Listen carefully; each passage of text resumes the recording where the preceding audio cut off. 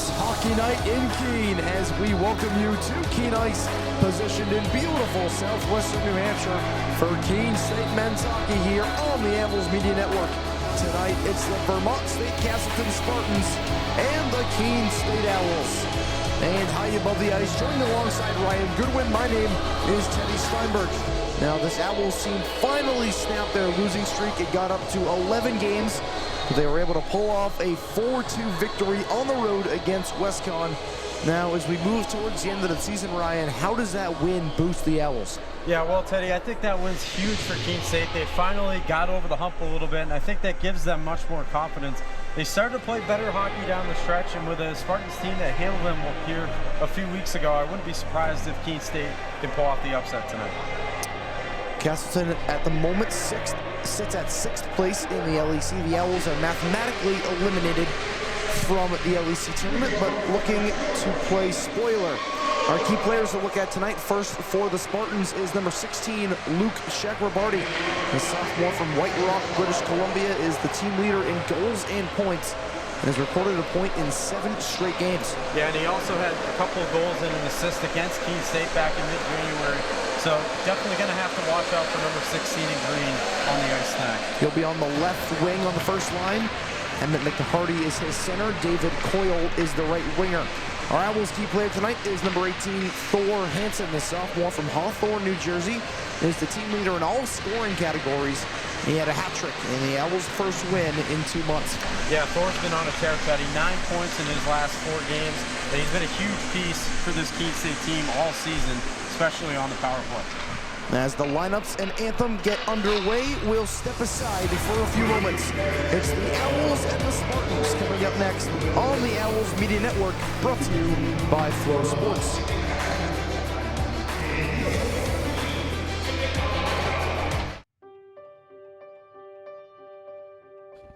What makes Keene, New Hampshire, home? It's not just one thing. A short walk from campus, you're in the middle of downtown Keene. You'll find shopping, coffee shops, award-winning entertainment, and whatever you're hungry for is on the menu. Keene is an extension of our on-campus community, and many alumni, relatives of alumni, and students are employed at local businesses.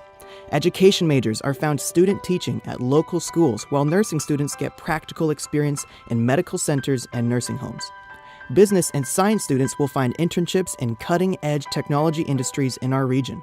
Whatever your major, you'll have opportunities to build your skills outside the classroom and get real-world experience to prepare for your future career.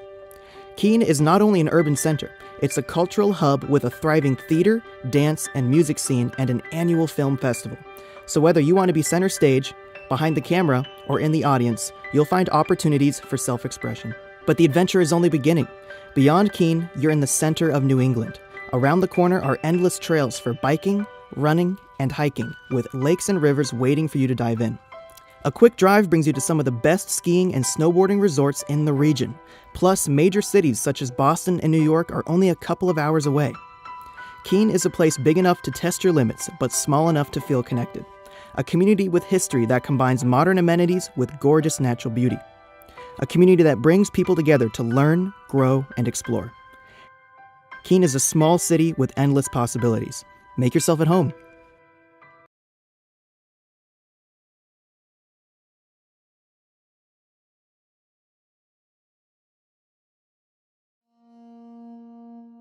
I started playing music in 4th grade when my mom asked me if I wanted to take some guitar lessons. But I switched to clarinet when I heard the middle school band playing and I wanted to join. I enjoyed getting to help create something greater than any one student could create alone, and also getting to be a part of special events at school. I played in the concert band throughout high school, and in my senior year I decided that I wanted to write my own piece of music for a final project. As I started studying music theory for my project, I realized that if I chose to study music, I would always have more to learn and I would never lose interest. I saw that Keene State was one of the only schools close to home offering several different types of music degrees, so I knew that if I studied here, I would have a depth to the education that I couldn't get elsewhere. I decided to study both music composition and performance because my dream is to write for film and TV, but I also still love to perform with a group. I've written pieces for podcasts, dance production, and a student film, as well as original songs for vocalists, all in collaboration with other students here at Keene State. I also wrote the music for this video. One project that I'm really proud of is when I wrote the music for a podcast called The Chirp, where I wrote, performed, and recorded everything myself. Over the past 4 years in the music program, I've realized how much more there is to learn about writing and performing music. There's still a long way to go, but because of Keene State, I have the foundations to set out and choose my own path.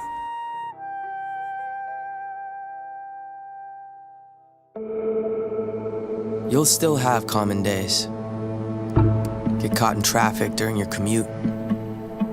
Overthink a text message. Get a song stuck in your head. This is not one of those days. A few weeks a year and you'll discover the most uncommon time of your life.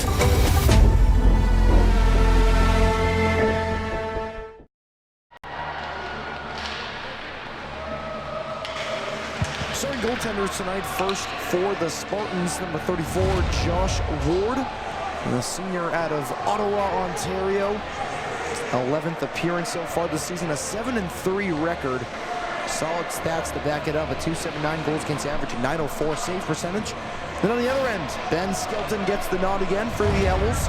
The sophomore out of Roanoke, Virginia, 14th game this year. He has a 4-8 record, a .380 goals against average, but a .903 save percentage. He's been really the best goalie for the Owls in their program's young history. Yeah, he has certainly a big test for him tonight. Owls trying to pull off the upset. Can they do it? We'll see. They win the draw early. Lindholm plays it in deep. Now key members out and in the lineup. There's no Colin Patterson, the new transfer in for the Owls, but Mikey Collette makes his return to the lineup at home as a strange play there, a dive by Unger, and McCauley's able to clear it away, but Mikey Collette back in the lineup. He had a goal in the win against Westcon, the first of the season for him, the sophomore from Dracut, Massachusetts.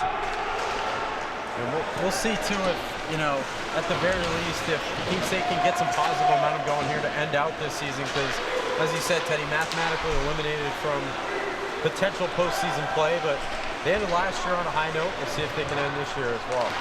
Obviously got that win to snap the losing streak, a morale boost, and looking to make some noise towards the end of the year. Ward will tie that one up for a whistle. Referees tonight, Terrell Rose and Jay Riley. The linesman, Matthew Gunst, a Keene State alum, and Justin Ducombe.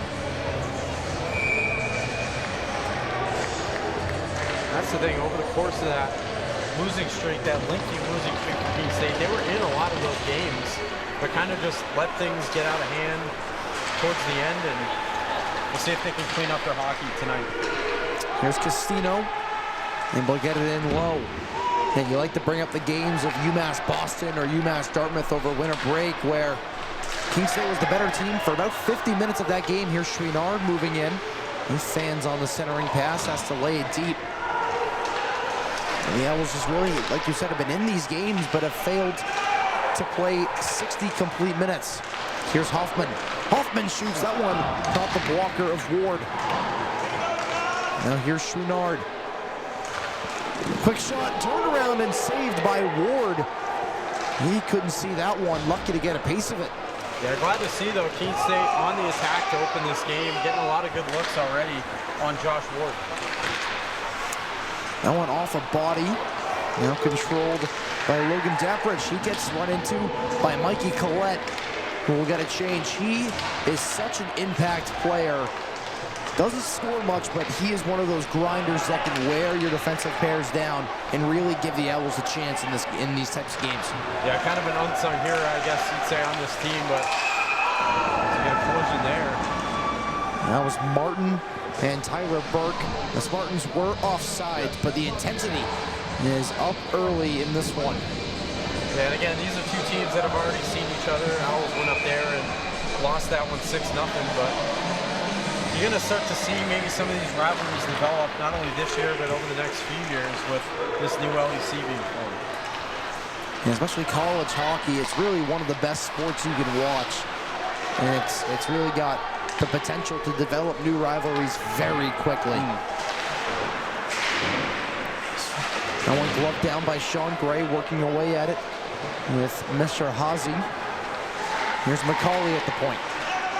Down to Gray, centers one. Martin couldn't catch the pass. He was all alone in the slot. Yeah, I love the idea there, trying to hook up with Jared Martin. Not able to make it work. Now here's Burke. He'll wrap one around. McCauley chasing after it. He'll take a shoulder there from Tennessee-Enko. Martin going off bodies. Tennessee-Enko taking shoves from Martin right out in front of the Owls bench. Here's Aiden Robson. Over, holding Getzlaff. He'll wrap one in. Percy tied up there with Unger. Hansen getting his stick in there as well. He's able to get it out of the zone for Tennessee-Enko. Hits it back in deep. Now Castleton trying to develop some zone time. That one off a stick. Unger couldn't get it to Chrisofides. He had open ice ahead of him. And now here's a chance for the Spartans. A shot and a save by Skelton. That one came off the stick of Captain Cam Reed. Yeah, the first tough look of the night for Ben Skelton. He's up to the task. Makes a nice pad save there. But unfortunate, Unger had Marcus Chrisofides wide open. That one off the glove of Ward. A juicy rebound. Hansen couldn't get to it. Now here's Unger off another turnover. He loses that one. A 4-on-2 now for the Spartans. Here's a chance, trying to feed it to Reed. Couldn't get it through. Getzlaff now over to his teammate. That one goes high. That one came off the stick of McCarty. And now here come the Owls. That's House. The Owls captain trying to make a small rush. Now here's Reed. Getzlaff plays it back. The Owls second line out there to attack. Decent crowd filling up here from Keene Ice tonight. It's a little scant early on, but these last few minutes developing a little bit. And here's Carney. Carney, a nice move. Carney, a backhander right into the chest of Josh Ward. Nice save there by Ward. That's a great chance, a great attempt there from Chase Carney to go inside. As we get a look here on the replay, there's this nice move he makes. Good save though there by Ward, pretty much right to him.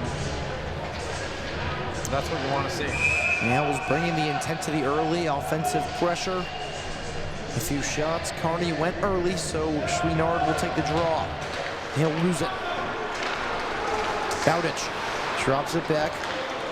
Here's Daprich up ahead. That one poked away from Castino. It stays in the zone. Gonzalez has to curl in the corner, gets it to Mazur. Mazur, a slow shot. That stays on the ice. It's deflected just high. I think that was Chase Carney who got the stick on it. And Carney is able to come away with the puck on a turnover.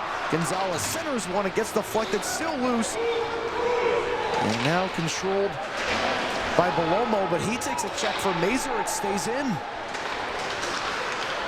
Yeah, not exactly a good handling of the pass there either by Belomo.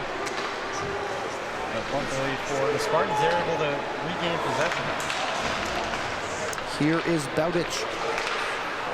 Centers one to Mesterhazy. He gets it knocked away. Festa plays it right into the chest of Basquetto. The Owls are offsides. They have to tag up.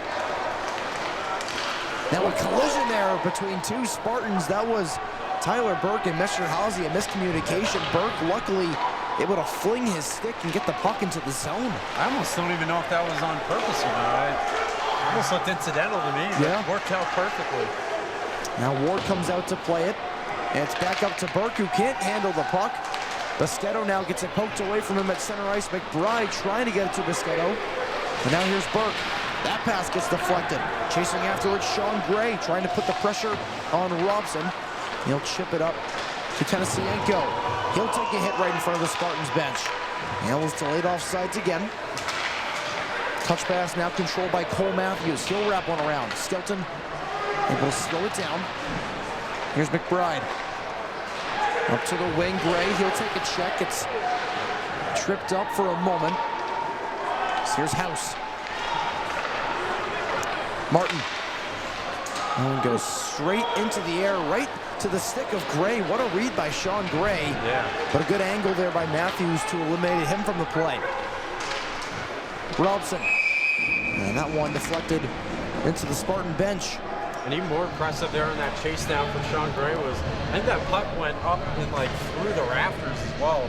There was a good chance it almost was going to hit one of them and maybe come down. We almost had like a Tropicana Field type moment there with the ball hitting a stanchion. But we can look there at head coach Bobby Rodriguez, second season as the head coach.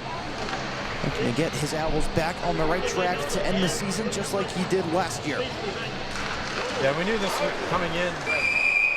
Nice save there by Ward. We knew coming in that this was going to be a tough season for Keene State. They're going to start to face a lot of high-quality competition, and it's been a test at times. But again, if they can end on a positive note, that's exactly what we want to take away. They ended the season last year on a 6-game winning streak. They have the potential to end it on a 5-game winning streak this year.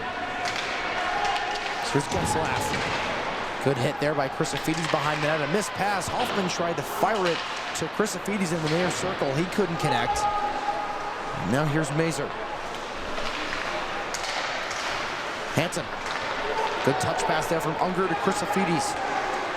Chrisofides in the near circle, loses possession.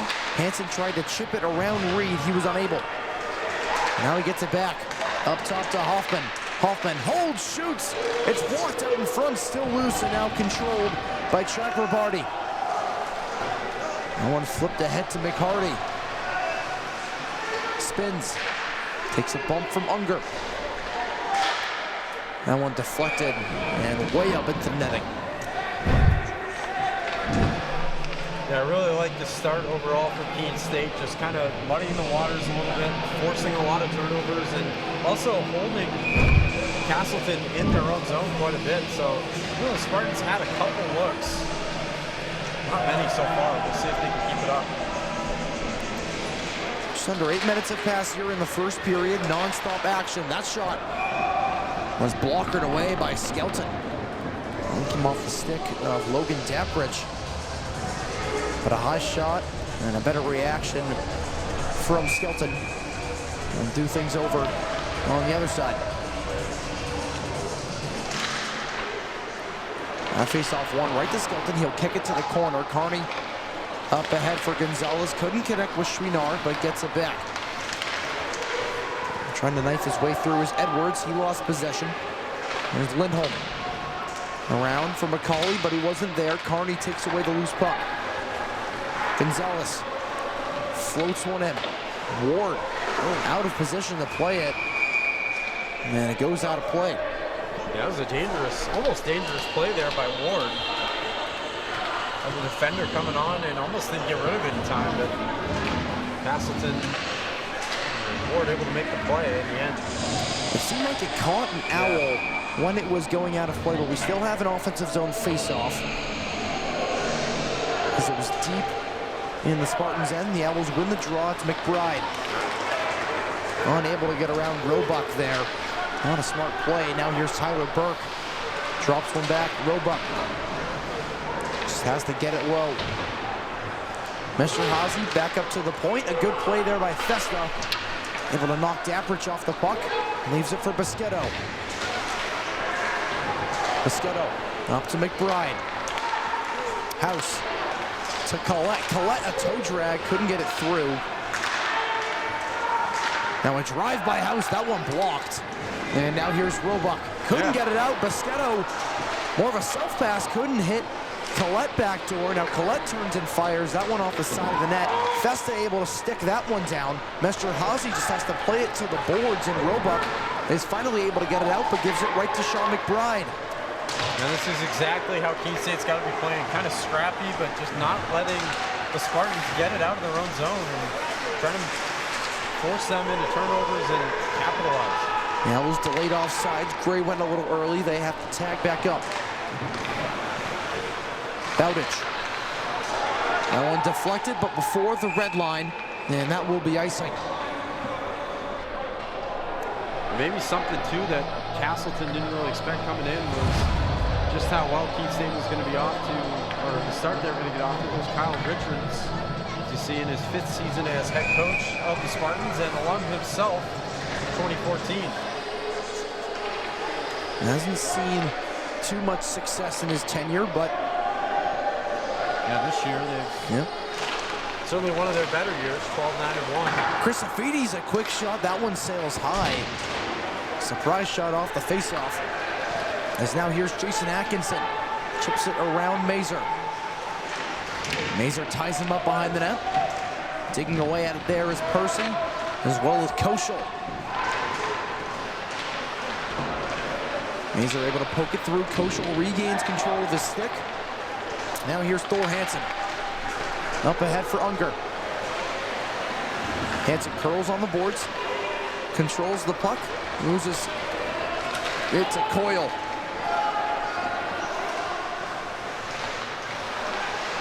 That one fed through the slot. Stepping down is Matthews. He'll keep it low. Hansen chips one over to Lindholm.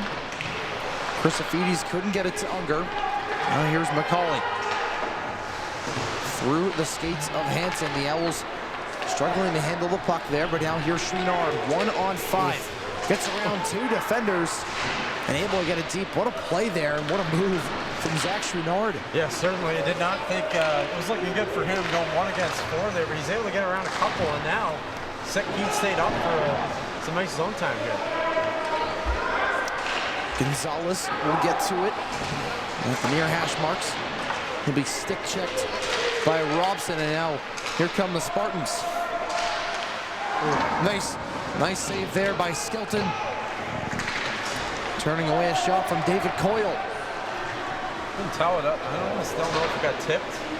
They were trying to cross pass or... Now Carney centers one through the slot. McBride has shot the rebound. Goes to the corner.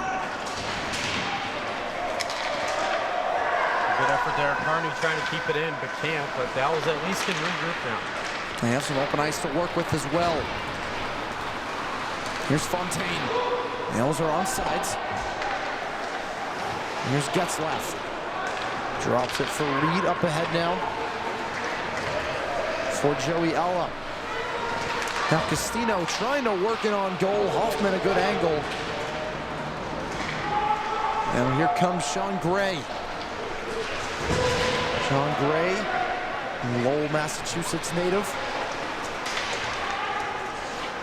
Where you're from, right? It is where I'm from. Actually, I grew up playing hockey with Sean on the Greater Lowell Hawks. Yeah. There's a nice cut by Reed. He'll fire a shot. Got deflected on the way in. Skelton makes the easy save. A Martman drop pass to Joe Fontaine. And a caught an Owl in the bench. And good old Lowell, Massachusetts, the Mill City. Yeah, one of the old school Massachusetts Mill cities. Getting Lawrence too. Yep. Lowell's getting their baseball team back this summer, although that's right. not an affiliate of the Red Sox this time around, but part of one of the college future leagues. Yeah, the Futures Collegiate Baseball League. And adding another team, the Spinners are somewhat back. They're so back. The Skelton will have to tie that one up. And at the Latcher Park in Lowell, nice field. Definitely needed, went there like a couple of years ago, definitely needed some work done to it, but yeah, I think they're going to improve it a little UMass Lowell didn't take the best care of it when the Spinners dispersed during COVID. But it's definitely good to have baseball back in Lowell. It's what the community needed. For sure. And I always wish I could have gone to one of those games. I was there every night. So here's Unger with speed. Flings one off the pad of Ward. Almost went to the stick of Crisafidis. Instead, it's knocked to the corner. Here's Depridge. Up ahead for Burke. Good stick there by McCauley. It's a good hit there by Hansen as well. Crisafidis. He'll chip that one in. Takes a check there behind the net. Burke centers one. Now here's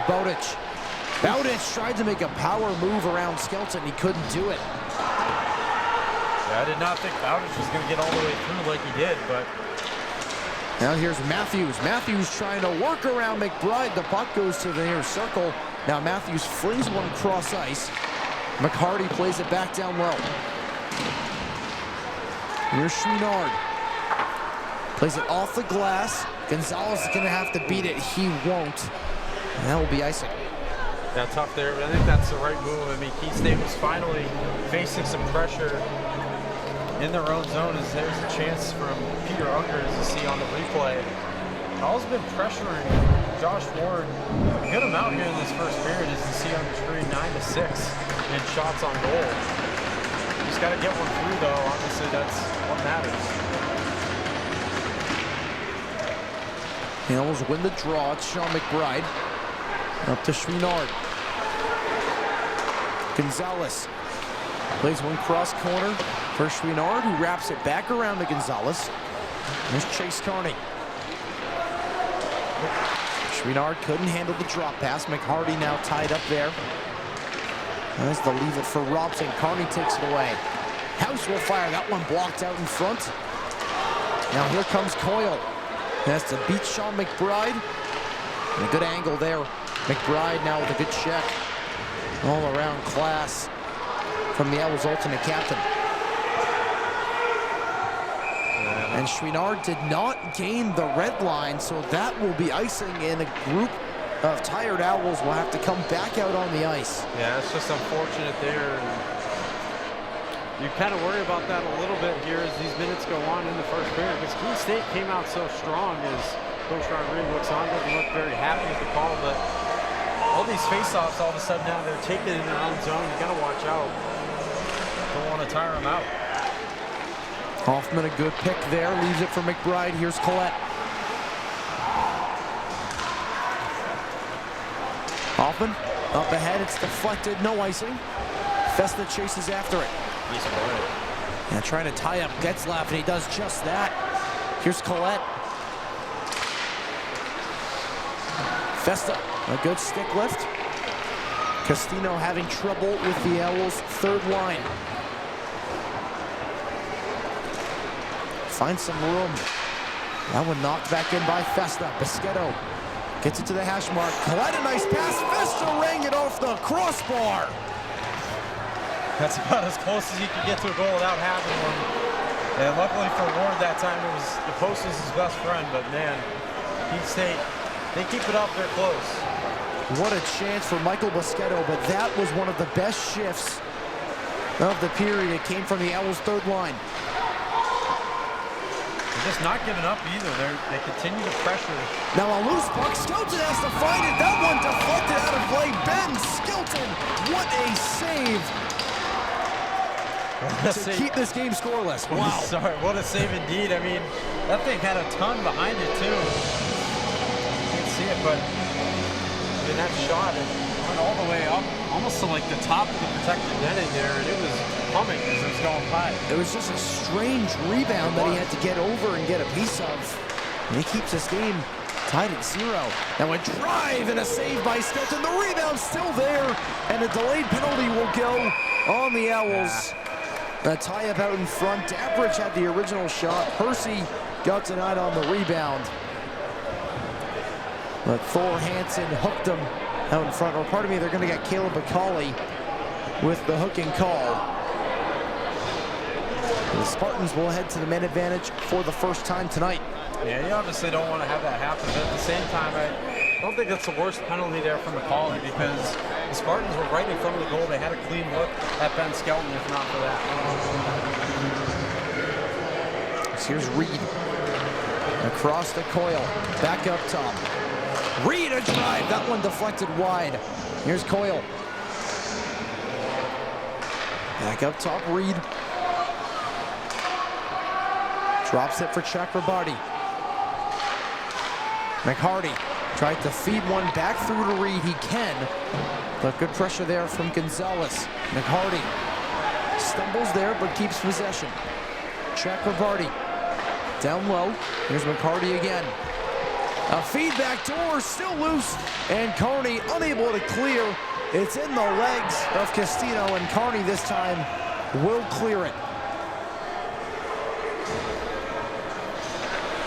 So we read to start things back up. We approach 3 minutes left of the first period, a minute left of power play time for the Spartans. What a quick first period. And not a lot of whistles so far. And what a step there by Collette. He got his arms around there. Chakrabarty went down. Basquetto helping as well. Good job by Keene here, just trying to time up, milk a little bit of clock. Now an interception there from Coletti. Fans on the clearing attempt. Now here's Coyle. Reed, 30 seconds of power play time for the Spartans. There's Reed, a drive, deflected, still loose, and cleared by Keene State. Owls able to get a big clear there once again, and now under 20 seconds away from coming off this penalty. We'll see if they can finish the job here. Probably one last charge for Castleton. Here's Burke, and we'll get it over to Daprich. Palomo, that one sticked away by Skelton. Dying seconds of the power play, we're back to full strength. That's an excellent penalty kill there by Keene State. Skelton unable to stop it. But good body checking there from the Owls. Hoffman couldn't get his stick on it. Now Mazer, that pass intercepted. Working down through is Jackson Edwards. In the near circle, drops it off. Bowditch. Back to Edwards, tried to fire it over the left shoulder of Skelton. He was unable. And Sean Gray will get it in deep and get a change. Minute and change left here in the first period. It's been a hard-nosed fought battle so far. Yeah, it has. Some great hockey. Yes, here's Sean McBride. He'll wait behind his own net. A takeaway there by Roebuck. He's able to strip house of it. Chris Afidi's luckily there to take that one away. Couldn't hit Unger. And here's Daprich. Bowditch. Cross to Percy. A beautiful catch of the pass there. He gets tied up by McBride. Puck still loose in the corner. Mr. Hazy still there working for it. It's now controlled by Thor Hansen. That one gets knocked away from Chris Afidi's. Unger unable to get to it. Stuck right there in front of the Spartans' door. Oh, great. Wow. Chris Afidi's doing a great job working with it. Yeah, that was like 1 against 3 right there, and they think we won that battle. And The Owls are offsides. That could have been a strong chance to end the period. Hansen got a little jumpy. So we'll have a neutral zone face-off with exactly 7 seconds left in the opening frame. yeah, what an effort though by Marcus Christopini. He's almost able to set up, as he said, Teddy, one last chance for Keene State before the end of the period. Like 1 against 3. Coyle went early on the wing, so McHardy will pay the price, and Coyle will take the draw. Now McHardy goes early. Yeah, that was... One more time, that could be a delay of game penalty. Yeah, that's about as early as it got. But they're going to call actually that Carney went early. Wow. Chouinard wins the draw. Here's Coyle, a quick end to the period. Coyle a shot, but it's blocked by Lindholm. Excellent placement there by Lindholm. Held your breath there for a second. Looked like they're going to have one more look at it before the period ended, but all told, a very good first period for Keene State. A fitting end to an amazing period for both teams. We'll be back in about 15 minutes for the start of period number 2 on the Owls Media Network.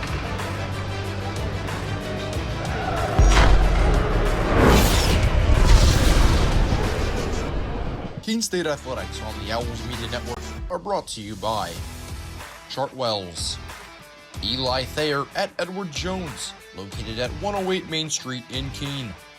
The New Hampshire Army National Guard. Visit nationalguard.com/NH. By Hamlet Electric. By New Car Nissan of Keene. Everyone loves a new car. By Bell Advanced Beverages. Sullivan Tire. We are always here to get you there. C&W Services. Fenton Family Dealerships, the GFA Credit Union, Engelberth Construction, the Luxury Box Photo Booth, the Melanson Company, WW Building Supply, the Keene Swamp Bats, Brickhouse Pizza and Wings, Fieldstone Land Consultants, Quality Care and Collision, the Fieldhouse at Homestead Mills, Cliffy's Pub, Northeast Delta Dental, and Sid's Carpet and Snooze Room.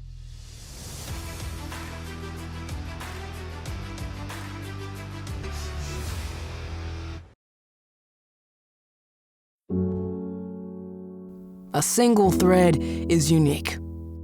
Like each of us, full of purpose and potential. A strand designed to connect, strengthen, and unite. But we face different challenges and have different opportunities. By acknowledging that others may struggle in ways we do not, we can celebrate our differences, embrace each other, and fortify the ties among us. A single thread can fray, yet when it's woven with another, a bond forms. A new strength created by the fabric of the whole. Let's embrace the fabric we make together, the diversity of our threads, to reach beyond ourselves and overcome the impossible. The true power of our game comes from unifying our individual backgrounds, connecting our unique stories, enabling us to be stronger, braver, greater. We can achieve so much more when we are all as one. What a season! The confetti is gonna fall. There she goes, and she's got it! How sweet is this, and how wonderful for the sport.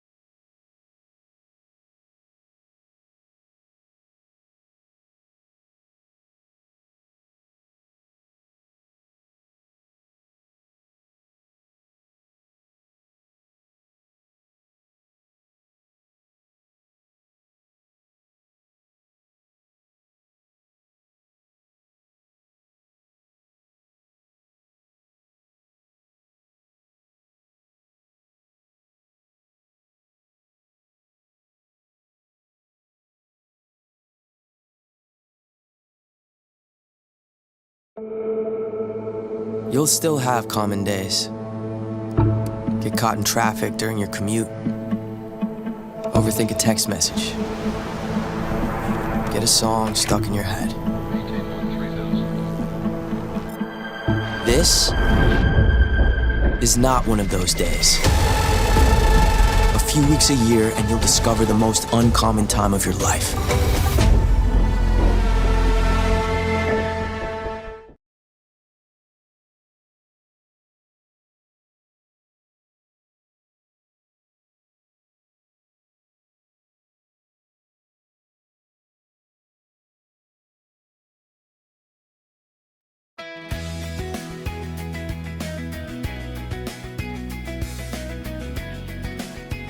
I think that Keene State is a special place because it has always felt like a family. You are around some of the best people, the most passionate people, the students, the professors, and it just all comes together and makes you feel like you're at home even when you're away from home.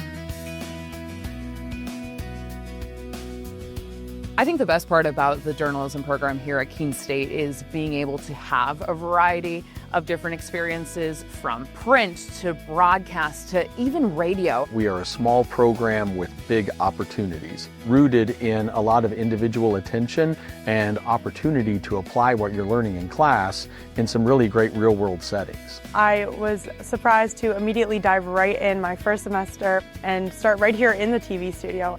We have so much to give you, such an incredible, well-rounded experience that you wouldn't get elsewhere. Not many places allow you to get hands-on with our equipment from day one like we do. A lot of the times you're not getting your hands on that stuff till you're in your junior year. You can become a published photographer, media producer on day one, basically, of your college career, which is like unheard of. I've had so many opportunities where I've been able to get that hands-on experience. I was able to self-produce my own podcast show. I've interned for the Cohen Institute on campus as a media and videography intern. From semester one, I was very involved with the Equinox and was writing every week. It's a supportive learning environment where I could both learn and practice simultaneously. Every single class you come out of with something to put in your portfolio. It's such a great range of the different types of content creation. This program is a hands-on, fun, collaborative program. I'm close with all of the professors here in this program who genuinely support you and want you to succeed. It's been really great because I feel like I have people like that I can rely on that are there for me. The relationships that I have with the faculty members is a big part of why I've been able to become so confident in my abilities as a student journalist. When a student comes out of here after 4 years of study with us, they have a very robust portfolio that they can show to someone in the industry and say, look at what I can do. All of the opportunities that I've received here have set me up for success in my future after college. You get so much from this program that you can take into any field. My experience has been amazing. I feel like I have totally gotten what I signed up for, and I've been able to produce a lot of work that I'm really proud of. You're not going to find a better option. To be a content creator and a media producer, you can't find a better program than what we have right here. You are going to come in the door and you're going to start making that content from day one. Keene State really prepared me for my career, and I feel like I'm getting up every morning and I'm serving my community and I'm making sure that people are informed, and I couldn't have done any of this without Keene State. I used to never really talk, ever. I was afraid if I said something wrong, everyone would laugh at me. But then I started to play golf with Special Olympics. It helped me to find my voice. And now everyone else is speechless.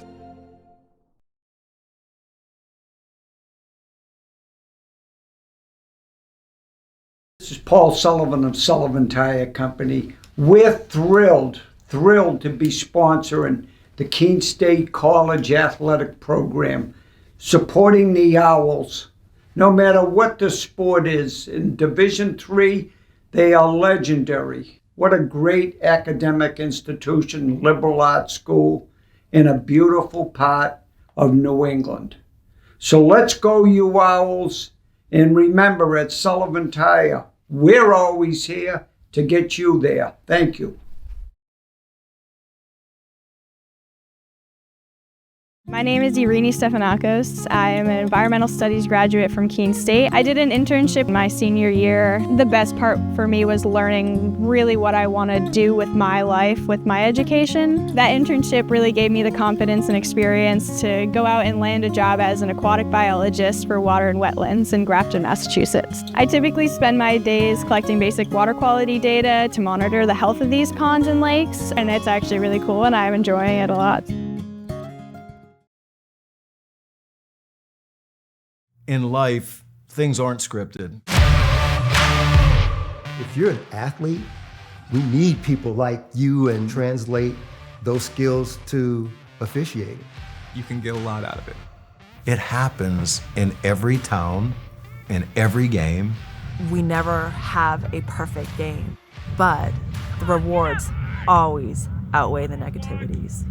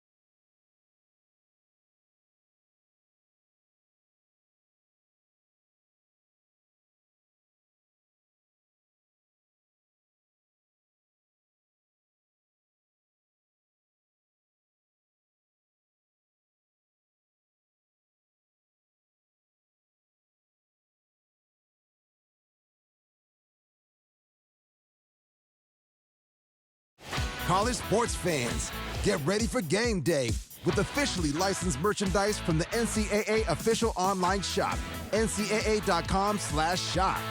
Get the whole family geared up with the best collection of apparel and accessories, including t-shirts, sweatshirts, headwear, championship gear, and more.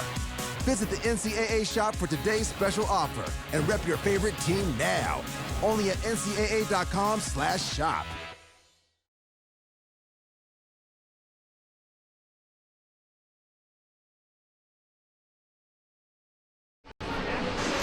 Welcome back inside Keene Ice for the start of period number 2 between the Vermont State Castleton Spartans and the Keene State Owls. No score after 1. It was a hard-fought battle. Ryan, what are your takeaways from the first period? Yeah, it was a really good period, I think, played by both teams.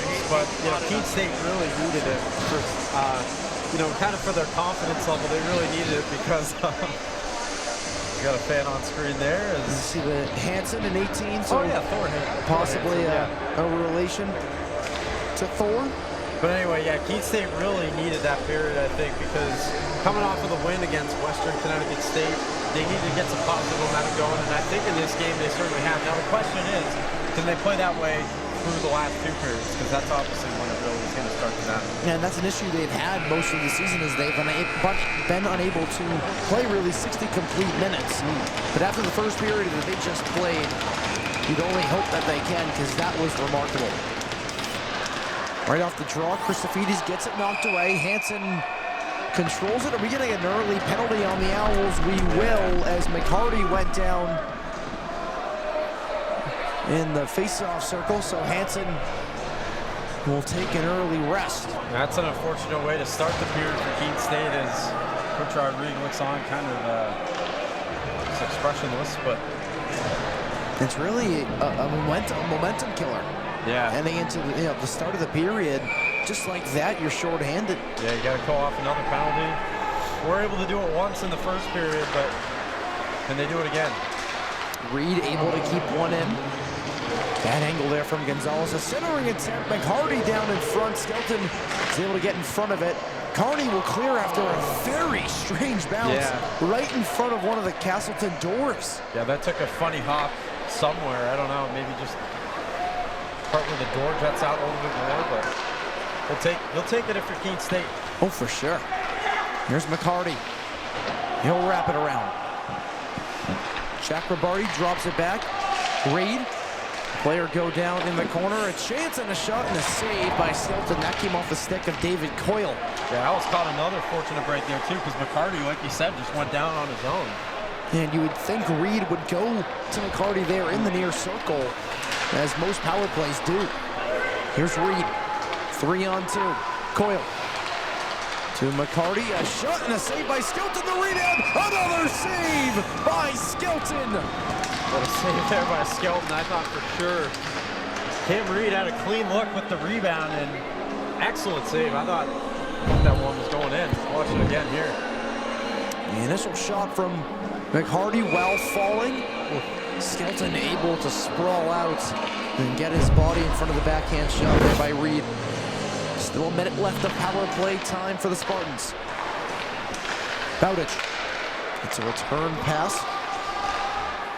Moves it over. Here's Robson. That one deflected, and it will go out of play.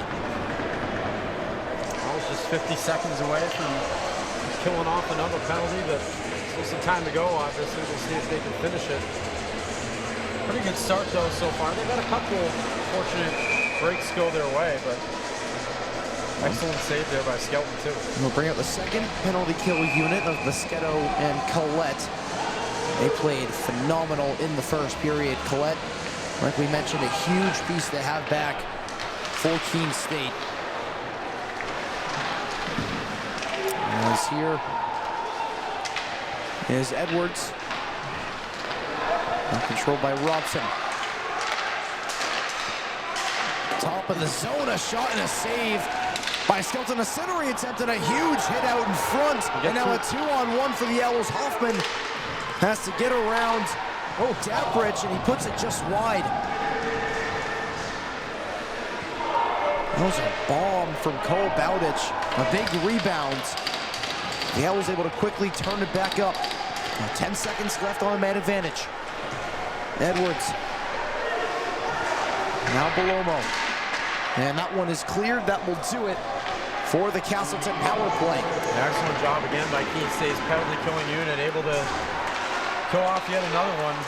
Now here's a chance. Hansen couldn't find the loose puck. It was poked free by Joe Fontaine. Now Hansen comes away with that. A centering attempt off the skates of Gray. And it will be iced by the Spartans. Yeah, I mean, now we'll see if Keene State, coming off that good penalty kill, we'll see if they can turn that into some positive momentum. They had some good looks there in that first period. As you see, here's one of the saves on the penalty kill by Skelton. Then a big hit by Basquetto. Yeah, that was a big hit that freed it. Try and save that play. So no shot there, sorry. So the Owls with the defenseman down on the right side. They have two wingers. Or actually, they have a set play here. Christofides will take the draw. Hansen and Unger doubled up there on the left wing. And they're going to say someone else went early. Not too sure. And we're all set. Spartans win the draw. Bowditch pokes it along. Belomo able to get it out. Let's play cross ice. House will wrap it in. Now it's stopped by Ward. And here's House. Keeps it low. Unger chasing after it. Daprich feeds it to Belomo. He'll get it in deep. Burke unable to get control of it. Christofides goes down, and the Owls will go to the power play for the first time tonight. Yep, good opportunity there, and we'll see what the Owls can make of it. It was a pretty clear trip, obviously, and Keene State will finally have a look on the man advantage. Castleton has come out swinging to start the second period. Obviously, with the power play, they now outshoot the Owls 17-9, but a chance for Keene State try and open the scoring here will be Ballot, Mr. Hazy, who will sit 2 minutes for tripping. This Owls power play has had its struggles. It's been better as of late. As they look, try and pot one. Chouinard unable to get around the defender. Now here's Coyle. Owls have numbers back. Coyle will shot. It's sicked away by Skelton in a big collision there. That was Chouinard, or pardon me, Sean Gray, who went crashing into the right post there. And that comes to Slodge, and that will end up in the defensive zone face-off for the Owls. So a tough break there. Yeah, tough hit there. Off the side of the leg, too. But luckily able to get back to his skates. The stick of McCarty got a little caught up in the skate blade of Gray. Off the tie-up, Gray will control. Pardon me, that's Chouinard now. Both of them are out there. Gray and Chouinard. House feeds it up to Gonzalez. He'll get it in deep. There's Gray chasing after it. Tied up there, Kearney trying to provide some support. It's poked up to the point. Chouinard down to Gonzalez. Gonzalez waiting. Tried to feed it across to Gray, was unable. House down low. Now here is Sean Gray. To Chouinard. Gonzalez. One touch to House. Back to Chouinard, a drive right into the chest of Ward. Yeah, pretty routine save there for Ward, but good idea there from Keene State, trying to set up the one-timer, and they're able to finally get it. That relatively easy save for Ward, but good to see Keene State on this power play with some time in their attacking zone, and still a little bit of time to go as well, 48 seconds. Yeah, good puck movement there. They end up losing the draw. That's been really a struggle so far tonight, is in the face-off circle. But a takeaway for Thor Hansen. Hansen, that shot gets blocked. And it will be cleared by Atkinson. Yeah, face-off's obviously such a big part of the game. Hard to get a lot of looks when you're losing a lot of them. Unger tried to feed it back to Christofides. It's still loose. It's poked wide by Collette. Backhands one up to Hansen. Collette had a power play goal in the Owls win against Western Connecticut on Saturday. Here's McBride. Hansen, he shoots. Save is made by Ward. An early whistle. The Owls had a goal. Yeah, crowd is cheering, but it's quickly quieted down, and hopefully they whistled it off. I don't know if they said maybe the net came dislodged, or... And that came dislodged after Christofides got shoved into it. The Owls put it in the back of the net. That was a very quick whistle. Yeah, let's see this again. Oh, Ward never really had it. No, it looks like it's in right there, too, at the end. Yeah, they did put it in, but after a very quick whistle. Yeah, we'll see it again here. Slow down maybe a little bit more. Yeah, it really was right below Ward there. He thought he had it. The referee thought he had it. Yeah, that's unfortunate. Just maybe not the best angle for one of the officials there. Instead, we play it on, scoreless still. Coyle couldn't hit Bowditch.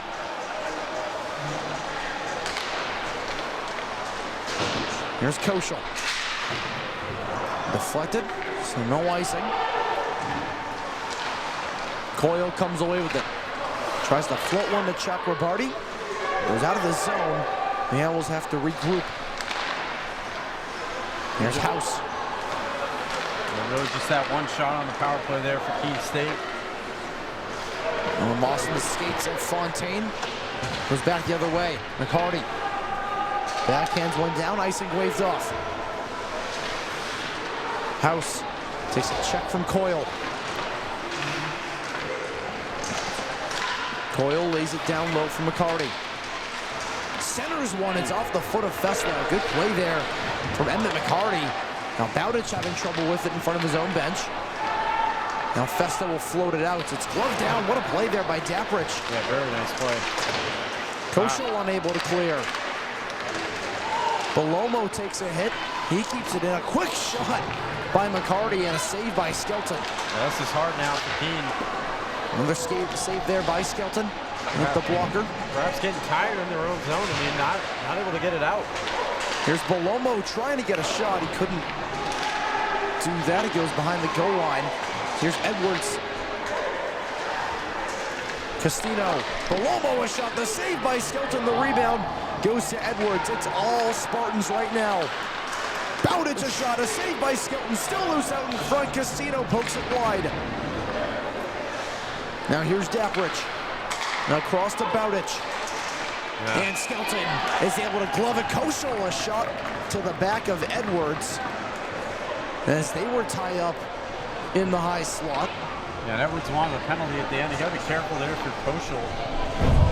We want to give the Spartans another chance, as you're going to see here the save by Skelton. Actually, no, that's one of the earlier ones that got deflected and kept the hopes alive there for the Spartans. They got some really good looks and still a chance for a lot more. Now let's put their second line out there. Here's Roebuck. It's a check from Mazur. Carney throws a check at Reed. Gonzalez battling for it. He gets it off the glass and out. Good stick there by Chouinard, disrupting the pass. Burke is on sides. Here's Mesterhazy. Roebuck. Carney got a stick in there, but Roebuck keeps control, trying to work towards the front of the net. Gets knocked away. Here's Mesterhazy, a centering attempt. That one's whacked away by Chouinard. A baseball swing there. Yeah, lost a view of the puck there for a second. It was way up there.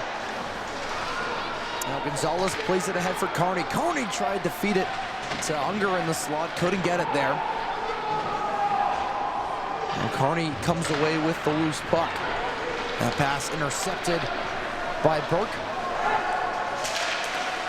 Spartans are on sides. It's Reed. And patted away by Skelton. Crisafidis a good check, able to allow Lindholm to get to it, but a takeaway. A feed back door. Skelton makes the save. Wow. Ben Skelton take a bow. What a save that was. Atkinson will play that one in low. Lindholm taken away by Atkinson. Take a check from Lindholm. It's deflected. Up to Reed, working in the slot. Now the far circle, a backhander. Skelton makes the save, and he'll get a whistle. Outstanding goalie play there in that moment by Ben Skelton. But man, this Keene State defense, you can just see is wearing out. I mean, so many opportunities. Oh, what a save that was again, as you see another look at it. So many opportunities for the Spartans these last couple of minutes. And the Owls are going to need to get some significant time away from their own zone if they want to rest up a little bit. Been all Spartans really the first 9 minutes of the second period. Yeah, they've come out swinging there. Puck battled for there in the corner, coming with it, McCarty. A quick shot, he put it off the post. Didn't really have the angle. Now a centering attempt there by Matthews, taken control of by the Owls. Here's Martin. Jared Martin pushes it by Robson. He takes a huge hit from behind. The Owls will go to the power play. Yeah, maybe this is how Keene State will get the momentum back in this game a little bit. They're going to have another look at a power play. First one, not successful, not a lot of great looks, but this is, I think, exactly what they needed right now, to give their defense a little bit of rest. Could have been somewhat of a sell job included in there by Jared Martin. It will be a 2-minute boarding penalty on Aiden Robson. The Owls have their second chance at the Sullivan Tire power play. See if they can make it more productive than the first. And they win the draw. Here's McBride. Good pressure early from the Spartans. Unger. Back up top to McBride. Crisafidis a touch pass. Collette couldn't find it in the slot. That one shot directly off the referee's back, or the linesman, and it goes into the Owls bench. That's something you don't see often. No, we've seen the puck take some crazy bounces in this game, whether it's off a stanchion or really over and in between some of the rafters saw it earlier in the game. So luckily for Keene State, though, they don't really lose too much position in the game. Yeah, Owls are arguing that it should be an offensive zone faceoff, which it really should. It was shot from really behind the goal line. Yeah, I think they got a good case there to move the position of And it. they are. Yep. Yeah. Good argument there from head coach Bobby Rodriguez and his coaching staff. Mike Romeo, Joe Nutting, and Carlin Testa.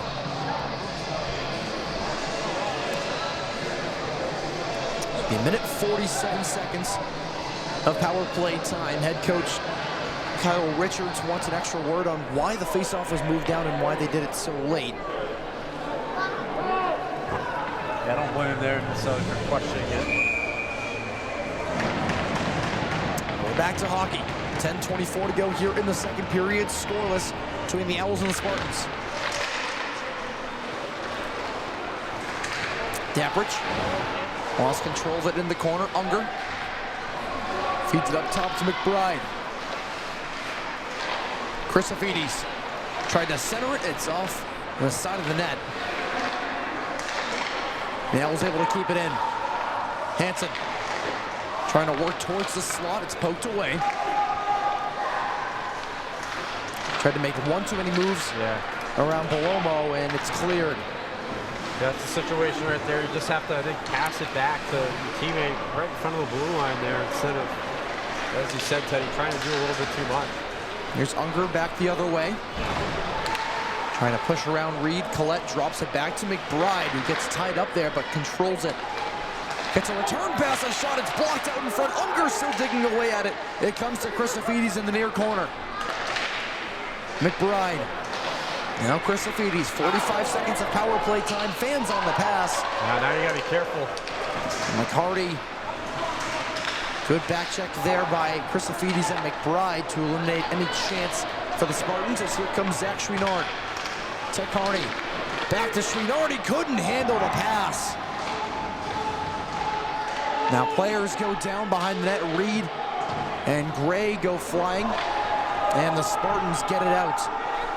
It's certainly been a more productive power play this time around for Keene State. Haven't found the back of the net yet. Here's Gray to Carney. That shot is blocked and cleared, and that will just about do it for the Owls power play. But a great rush there. An even better block out in front. Yeah, but all told, they generated a lot more pressure that time than they did the first, and certainly a positive sign. Now we'll see if they can keep momentum on their side as well. A hard-fought, gritty game so far, as a centering pass to Mosquito gets knocked away by Bowditch, and he'll take it the other way. Atkinson trying to get it through Lindholm. He can't. Tennesseenko gets it down low. The net comes dislodged. Lindholm seemed to tackle Atkinson right into the back of the net. Yeah. Spartans fans in the crowd do not like the call. Or at least the no call, I should say. Yeah, they wanted a penalty there. But let's see it again here on the replay. Actually, no, this is for the Keene State power play. Chouinard down low, couldn't catch the pass from Carney. Could have been a prime opportunity. The Spartans win the draw. Quick shot is blocked. Going off the stick of Lindholm. Here's House. Deflected down perfectly to the stick of Chouinard. He'll wrap it in. Mosquito. Festa couldn't catch that. Here's Lindholm. He'll lay it down low. Mosquito takes a check. Collette. Down low to Festa. Tried to feed one into the slot. It's knocked away. Festa comes away with it.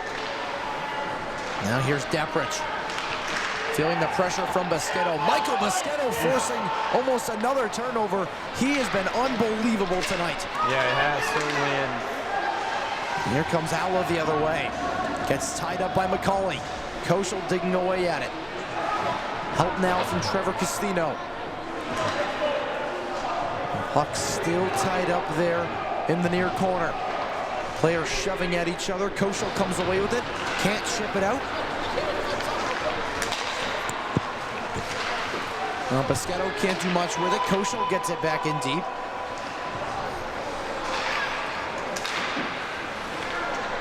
Here's Robson. A quick shot and a save by Skelton. Yeah, the shot wasn't going to be on target, but maybe a decision there by Skelton in his home. Get a little something after the play.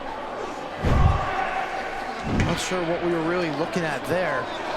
Thumbs up. Everything's all right. Seems everything's all right between Festa and Robson. They exchanged a few words following the whistle. Robson skated directly by Skelton. There's our friend again.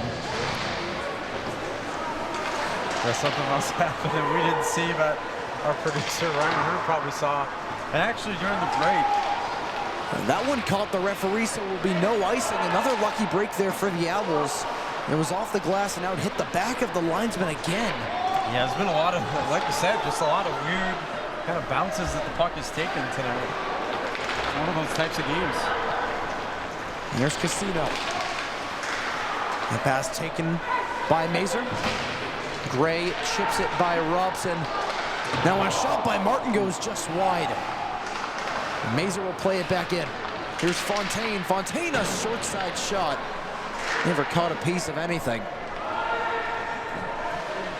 Robson trying to poke it out. Mazur able to keep it in. And here's Cole Matthews. Edwards trying to work around Hansen. It's controlled now by House. Christofides wasn't ready for it. Hansen will beat the icing.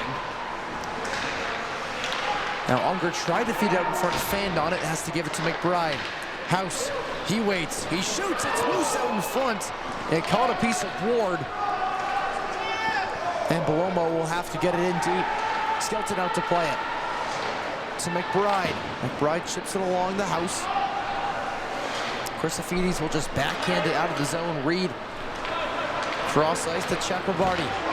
He gets dumped into the bench by McBride. A loose rebound and a shot put wide by Reed. Risky situation there for Keene State. Skelton was out of the net, had to get back quickly. Now Christofides trying to attempt to move, but a better defensive play there by Holden Getzlaff. Man, what a hit by Sean McBride. Yeah, this has been a fun game to watch, but physical. The ref almost got in the way again there. That shot blocked by Lindholm. A follow-up shot, Chakrabarty, the rebound goes to McHardy. Skelton was able to get across and get a piece of it. Yeah, Ben Skelton has been on tonight. Now here's Coyle, back up top to Getzlaff. Reed, working around Gonzalez. Reed shoots the pad, saved by Skelton. Now McHardy a one-timer off a leg out in front, it goes wide. What awareness by David Coyle to stick the leg out. Yeah. And try and get a deflection. I thought that was going in at first. I mean, it went wide. Big hit by Jack Lindholm on Roebuck. The Owls' physicality showing out in the second period. Here's Carney. Falls down over the blue line, loses possession. Getzlaff retreats behind his own net. Here's Mesterhazy. It's a return pass from Getzlaff.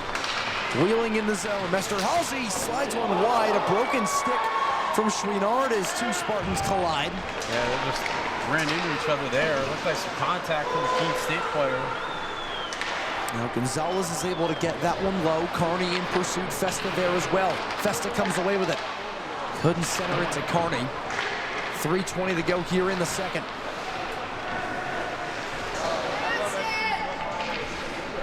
Bowditch. Wait for numbers. He feeds it up to Burke, who couldn't catch the pass. House now the other way. He'll get it in low. The Owls playing some sort of trap. As that pass gets up to Roebuck. Shot from way outside is blockered away by Skelton. Here's House. Now Pescetto. He'll chip it in deep. Debridge. Delayed icing, and it will stand for an offensive zone faceoff for the Owls. 2:37 to go in the second.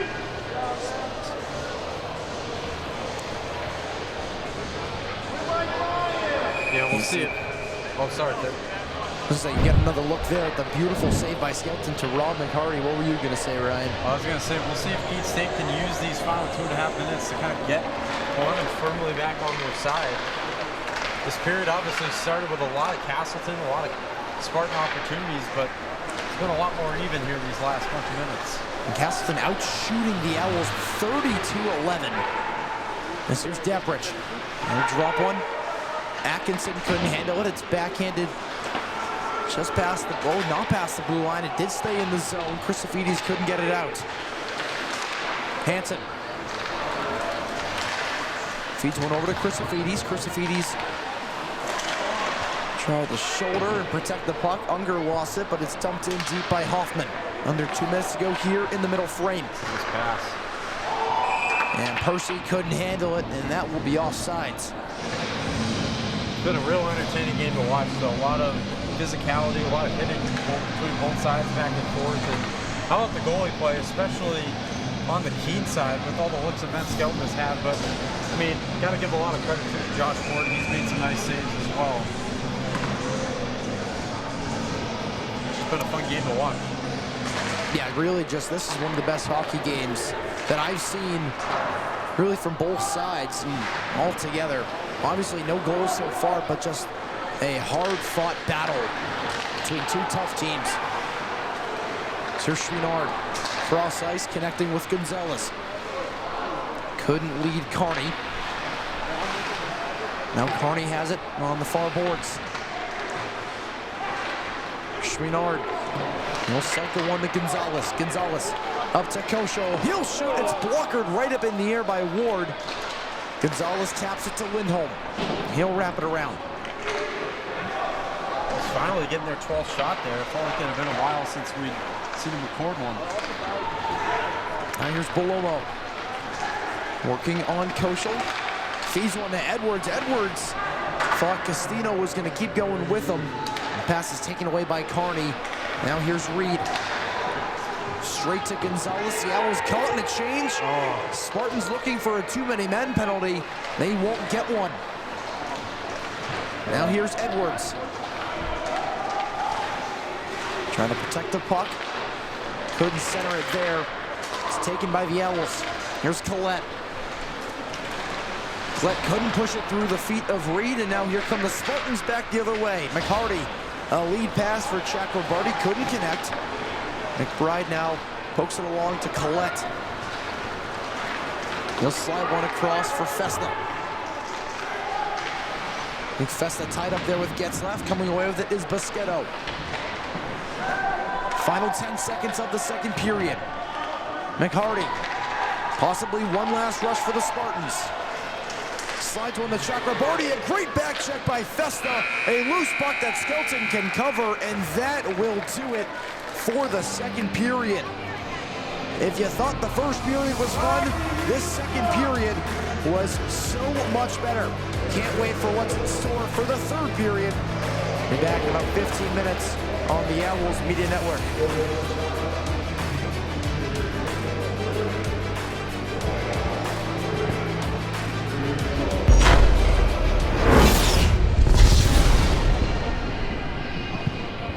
Keene State Athletics on the Owls Media Network are brought to you by Chartwells, Eli Thayer at Edward Jones, located at 108 Main Street in Keene, the New Hampshire Army National Guard. Visit nationalguard.com/NH.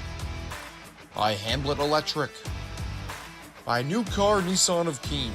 Everyone loves a new car. By Bella Vance Beverages. Sullivan Tire. We are always here to get you there. C&W Services. Fenton Family Dealerships. The GFA Credit Union. Engelberth Construction. The Luxury Box Photo Booth. The Melanson Company. WW Building Supply. The Keene Swamp Bats. Brickhouse Pizza and Wings. Fieldstone Land Consultants. quality care and collision. The Fieldhouse at Homestead Mills, Cliffy's Pub, Northeast Delta Dental, and Sid's Carpet and Snooze Room.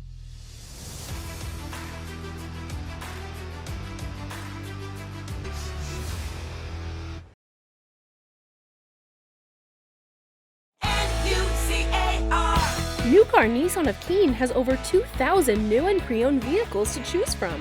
The largest selection of new Nissans in New Hampshire. Plus, every new Nissan comes with New Car's complimentary 20-year, 200,000-mile protection plan and will deliver your new car anywhere in the Granite State for free. Come explore our stunning new state-of-the-art facility. Visit New Car Nissan of Keene today and discover why everyone loves a new car.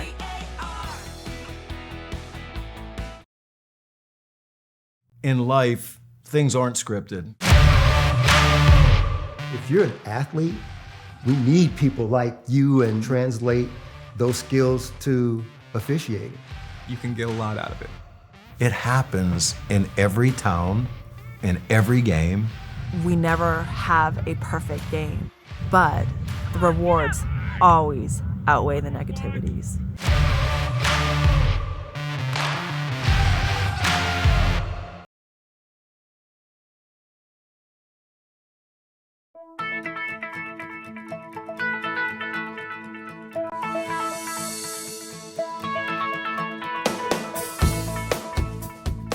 When you're in college, you kind of find out who you are. And throughout your 4 years, you develop yourself with all the different experiences, which leads into dedicating yourself to your community, to your family. So when you're a senior, you're coming out a well-rounded person.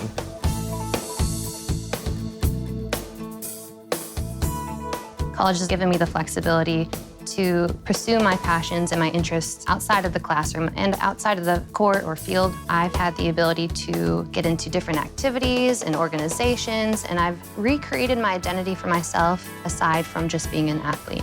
Getting to be involved in a lot of different things, ranging from obviously being a student athlete to getting involved with my campus and my community, and not only being allowed to do that, but being encouraged to do that. The opportunity to be able to study what I wanted to and continue to play the sport I love, to have the professors know me on a personal level, all of those things came together very nicely in one package in Division III.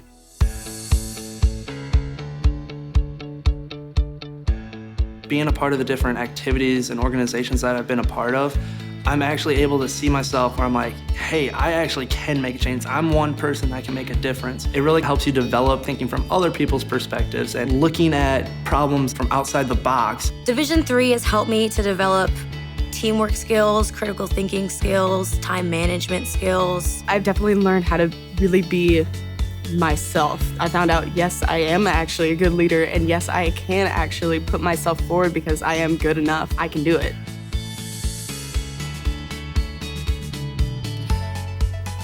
Coming in to college, I just wanted to get good grades and to do well. But it also made me realize that I have a lot of different career goals, and I've learned so much about myself that I was always like growing and changing. When I got to college, it forced me to step up and become more of a leader. And I think that was something I had the capability of doing. And forever grateful that being at a Division III school gave me that opportunity. You have to dedicate your time in the classroom, you have to dedicate your time in the gym, on the field, on the court. Our coaches and the entirety of the athletic department, they valued the student athlete going out to community and trying something new and getting involved in campus life. You can get involved in so many different things.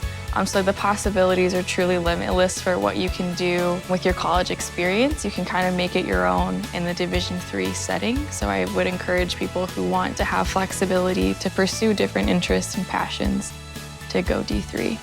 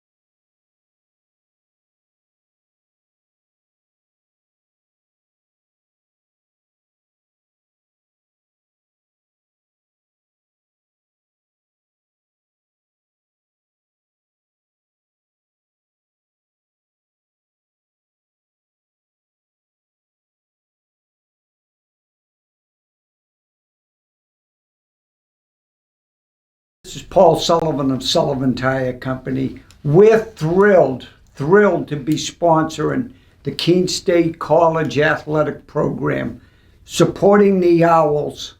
No matter what the sport is, in Division III, they are legendary. What a great academic institution, liberal arts school, in a beautiful part of New England.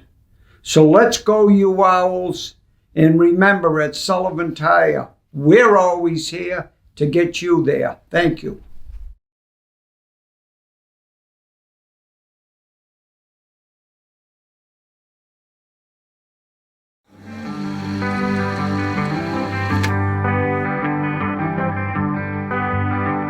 If we should ever falter, should we ever hang by a string, remember we had each other through all the seasons, through everything.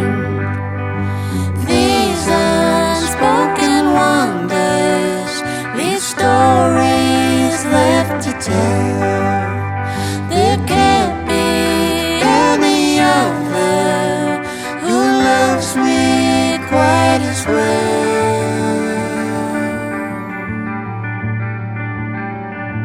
Through it all, summer, winter, spring, the wave of still my everything.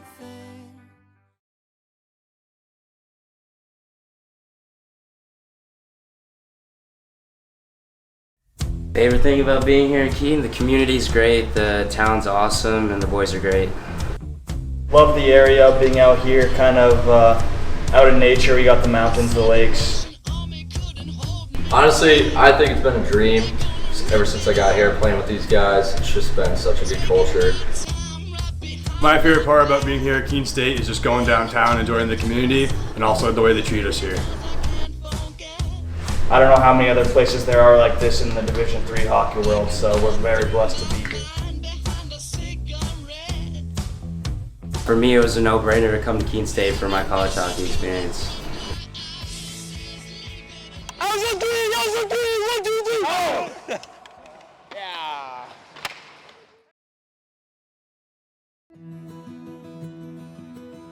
I remember writing in the second grade that I wanted to be a teacher, and I always knew that I was going to be a teacher.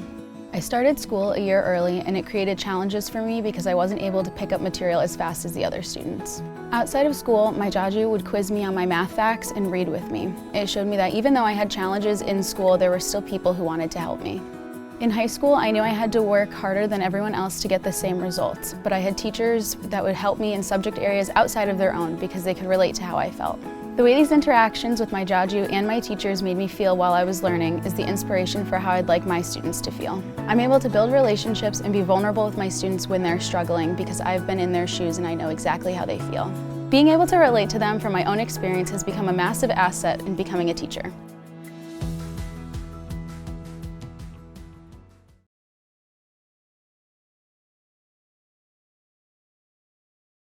My name is Ali Alzuar. I'm from Manchester, New Hampshire. I'm a nursing major and I play soccer here. I chose to be a nurse because it aligned perfectly with who I am. I'm a social person, I love science, and most importantly, I love helping people. After graduation, I'm going to work as a surgical ICU nurse at Dartmouth-Hitchcock. Keene State has helped enhance my critical thinking skills and has made me a well-rounded person thanks to knowledgeable professors. What excites me most is starting a new chapter and making a difference in my patients' lives.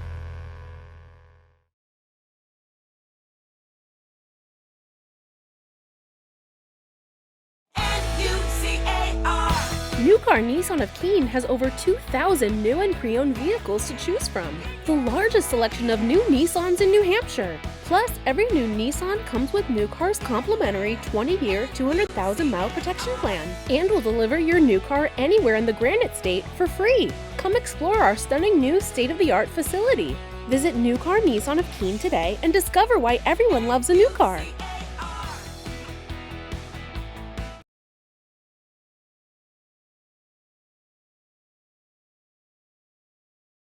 Fenton Family Dealerships, the Tri-State area's best selection of new and pre-owned cars, trucks, and SUVs, has state-of-the-art service facilities and services all makes and models. Home to an exclusive lifetime powertrain warranty and no extra cost to you. Locally owned since 1986. More information at FentonDealerships.com.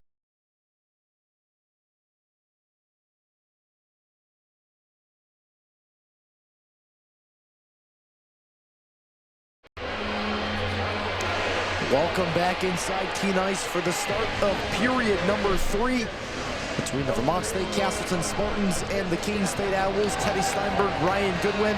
It's been an absolute battle, and this guy approves of it. 0-0 entering the third period. A hard-fought, gritty game for both teams. Ryan, what are your takeaways so far? Yeah, I mean, that second period started very slow for Keene State. Probably the first 9-10 minutes or whatever, Castleton was getting all the looks. But then the Owls had that power play, and they were able to fling the momentum kind of back to themselves.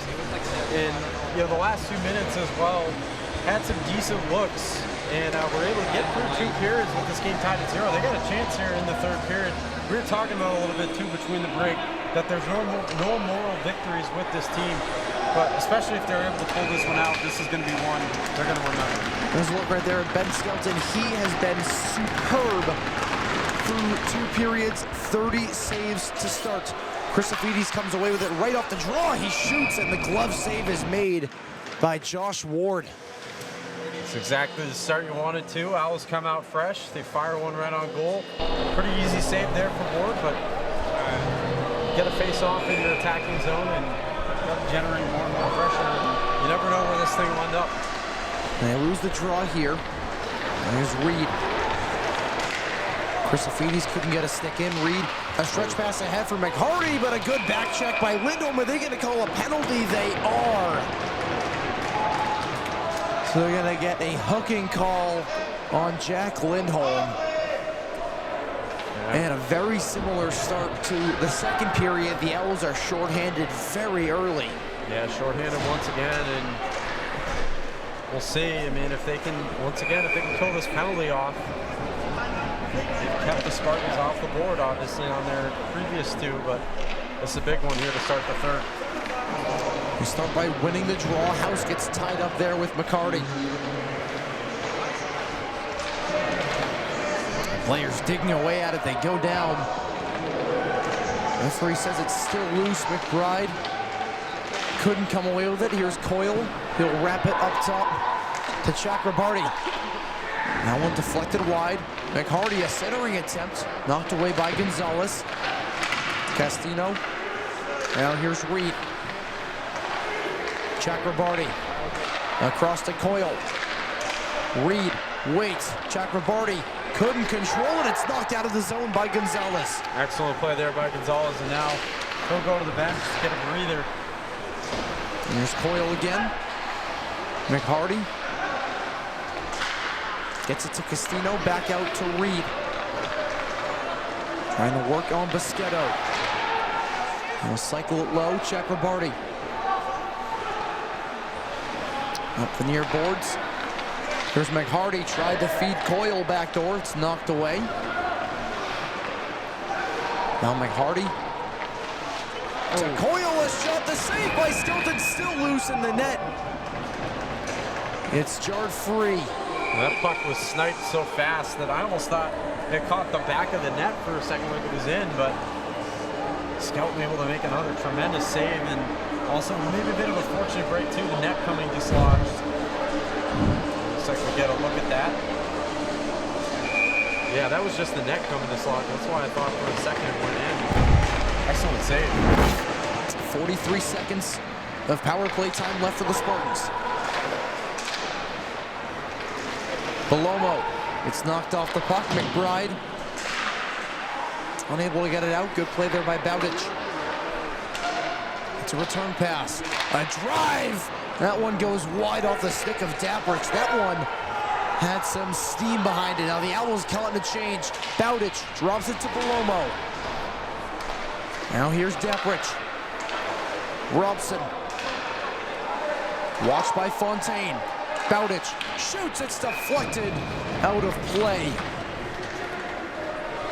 What a chance there for the Spartans. The Owls a four-man change. Right as the Spartans were coming right back up the ice, they get back in position. Yeah, great recovery there by Keene State. I mean, that was looking pretty bad for a second. Able to get back though in time, and it gets deflected and up into the protected netting. Spartans win the draw. Last few seconds of the power play. Edwards' shot is blocked. It's gloved down by Christofides. Backhanded to Edwards. Sees pressure now by Koshel. Owls kill off another power play. Bowditch couldn't catch the pass. Backhands one through the slot. Now here's Belomo. Hit bodies out in front. Christofides pokes it along. Now controlled by Trevor Castino. He'll drop it back. Good hit there by Christofides. Castino backhands one up to Belomo. He'll take a hit from Hansen. And then we'll get it in deep. Koshel back on it. Good forecheck there by Edwards. But a better stick by Hansen. Up ahead for Unger. He's got Christofides for help. Dropped it back to Hansen, but Hansen can only poke it down low. Good step there by McCauley. It stays, or pardon me, Declan House. It stays in the Spartans' end. Getzlaff. Oh, nice pressure again by Keene. Christofides a centering attempt. Carney just has to turn back. Now here's House. House shoots. That one goes wide. And Christofides wraps it back down low. House with another good step there. Carney trying to help him out. The Owls really were in at full throttle with the pressure here and there. It's paying off. Really create a couple turnovers there for the Spartans and maybe get a look of their own, although Castleton gets it back the other direction. McBride, a stretch pass. Deflected off the stick of Chouinard.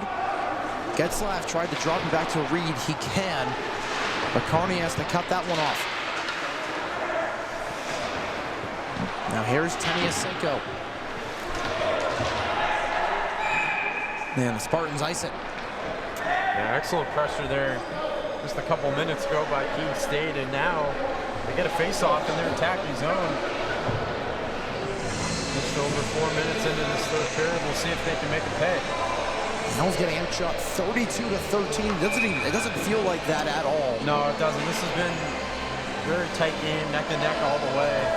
We talked about, I think, during the break a little bit too. Some of Castleton's shots have been relatively can-of-corn saves from Ben Skelton.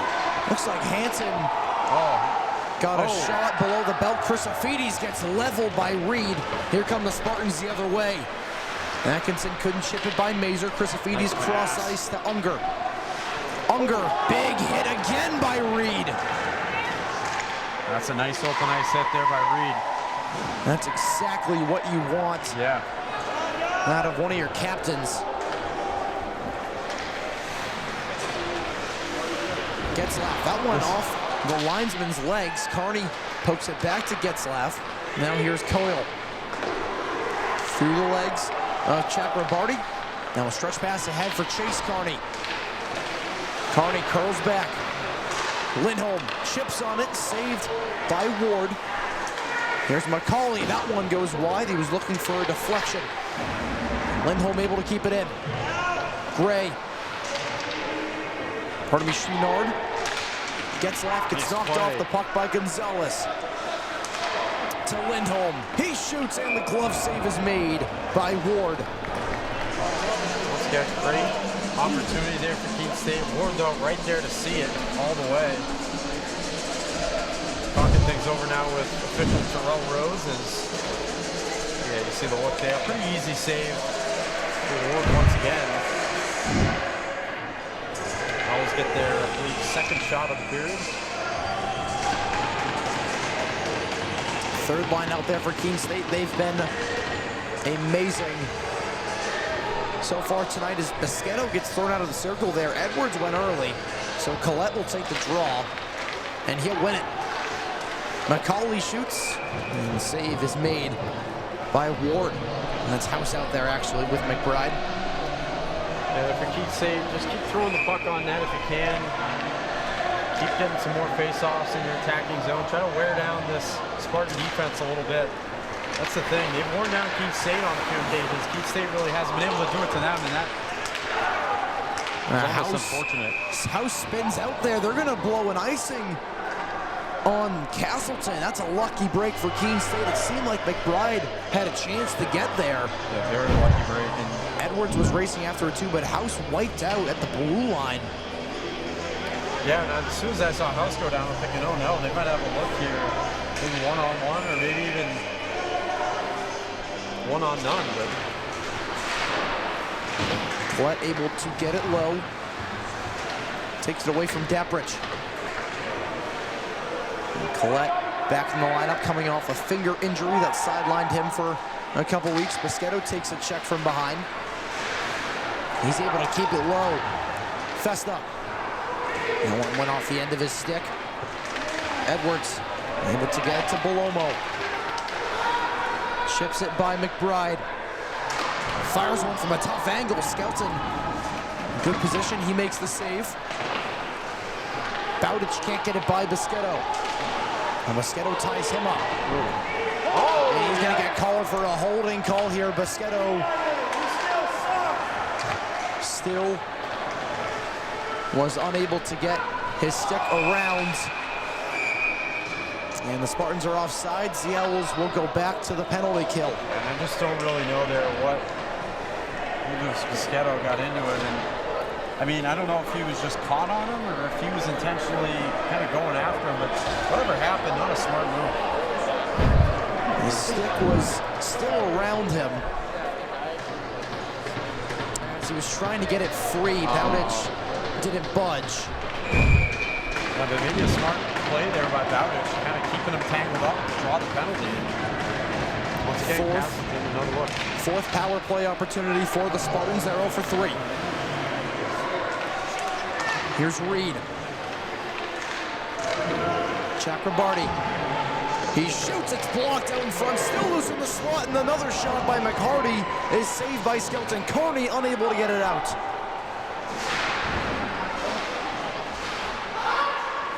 Now here's Reed.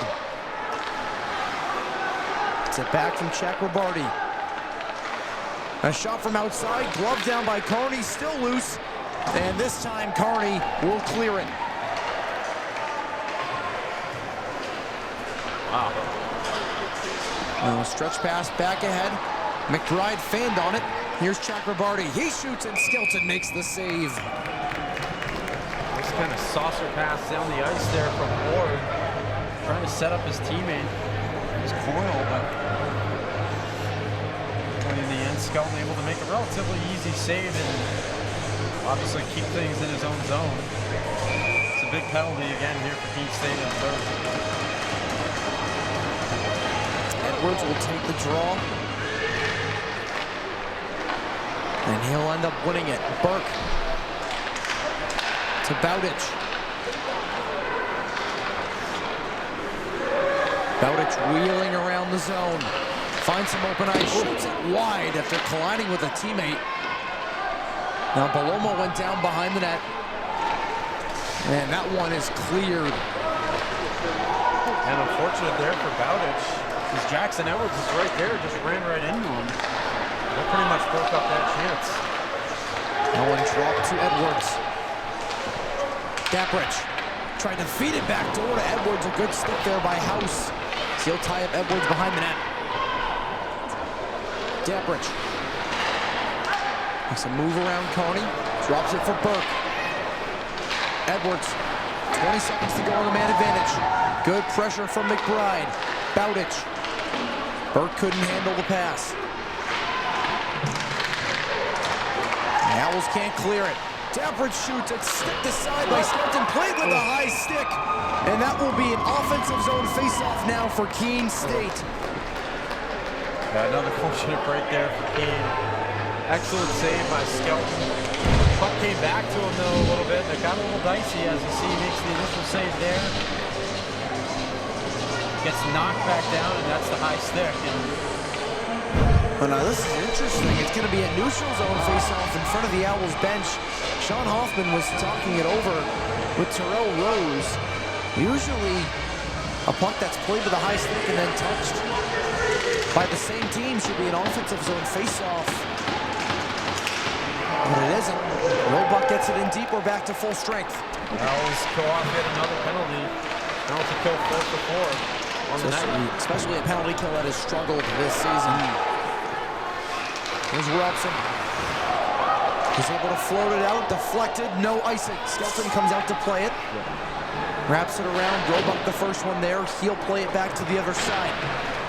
Now here's Christofides. Chips one along for Unger. Tries to suss one to Christofides, it's not there. Unger takes it back, he shoots it, saved by Ward off the right pad. Now here's Hansen. Hansen takes a check, keeps control of the puck. Mazur loses it out of the zone. Feeds it across to McCauley.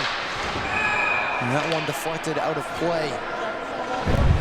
Yeah, that's an excellent job there by Unger. You see, he sticks with it here, doesn't give up on it. And then right there, flips it back in. And I'm not sure that Ward was expecting that at first with all his defenders kind of right in front of him, but still able to make a nice pad save. Great look. Spartans win the draw, but it's knocked in deep by Joe Fontaine. Martin throws a check. Fontaine to McCauley, fanned on the shot, and Lindholm has to retreat out of the zone. The Owls tag back up. Dabbridge stretches one ahead. Here's McCarty. Across, Chakrabarty. Feeds one back door, Coyle! Couldn't get a stick on it. Now Dabbridge shoots, it's blocked. Now another shot deflected to the corner. What a chance. I thought David Coyle was going to put that in the back of the net for sure. Yeah, with so many looks like that tonight. Matthews. Dabbridge. A backhander. That one finds its way off of Skelton. Still loose. And now Sean Gray tries to find some open ice. Jared Martin's going to beat the icing.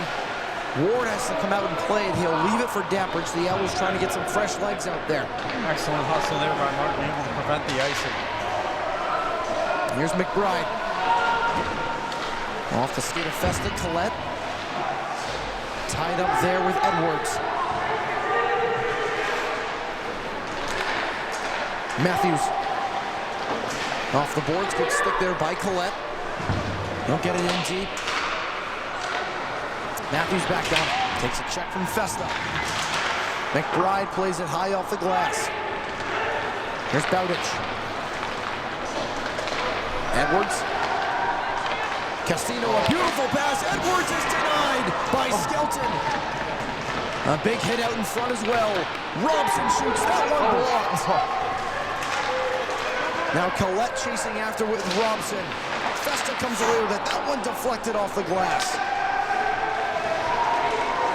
Edwards goes down. Good step there by Mazur. He controls. Curls, chips it for Festa. Gonzalez lays it in deep. Carney in pursuit. Under 9 minutes to go here in regulation. Malomo able to chip it out. Here's Chouinard. Lost control of the puck, taken away by Burke. A good back check. Eliminates Burke of any chance. One glove down by Bowditch. Gonzalez takes that one away. Couldn't hit Chouinard. Here's Mazur off the boards. Chouinard for Gonzalez. He'll curl back. Hoffman. Here's Carney. And they're going to say he was offsides. We saw a similar movement like that negated a goal in Team USA's men's hockey game last night.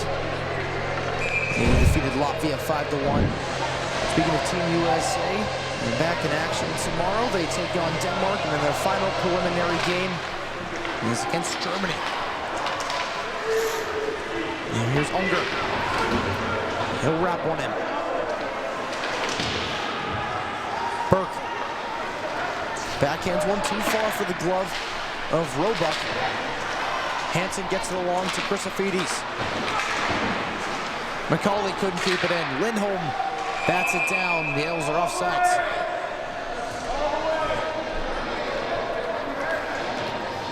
Yeah, there's a look at the scoreboard, as you just mentioned, Teddy, with the win over Latvia last night. See the games, or the game tomorrow against Denmark, 3:10 local time.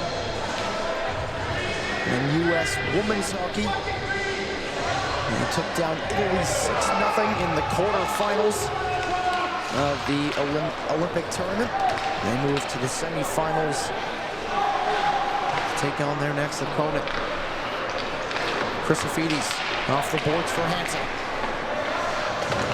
Unger gets run into there. Getzlaff. Good check there by McBride. As he hits it to Hansen. Hansen, that one deflected and out of play. Yeah, good play there by the Castleton defender, able to get in the way of Hansen's shot, but good job too by Keene State, able to keep up this pressure on Spartans as you see Hansen's shot there. Going over the net and up into the net, and Keene State will have another attacking zone face-off. Lee Bischetto, who will take the draw. He loses it. Here's Matthews.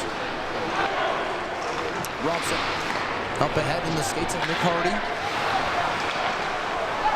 Bischetto drops it back. House over to McBride. That one tapped in by Bischetto. Good stick there. Collette to Bischetto. Couldn't hit him. It's still loose in the slot. Cleared back to the far boards. House works on the blue line. Tried to feed one through to Festo. A good stick there. It's past McBride. House now feeling the pressure from Coyle. Collette able to keep it going with the skates. Now he backhands one to no man's land. That one taken away by McHardy. Now here's Person. We haven't seen too much of tonight. And the Spartans are offsides.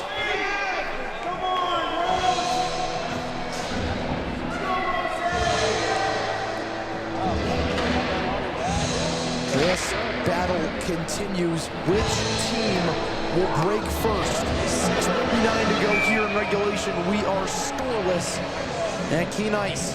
It just shows you why this game can be so great sometimes. I mean, that first matchup up in Castleton, 6-0 Spartans.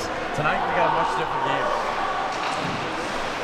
When you think back, the Owls really had a goal, but an early whistle eliminated them of any chance. That's true, yeah. That one gets caught up in the pants of Bowditch. Here's Fontaine. As he drop it back, Mazer. Martin was looking for Fontaine, he wasn't there. Bowditch. Tennesseanko lost possession of it.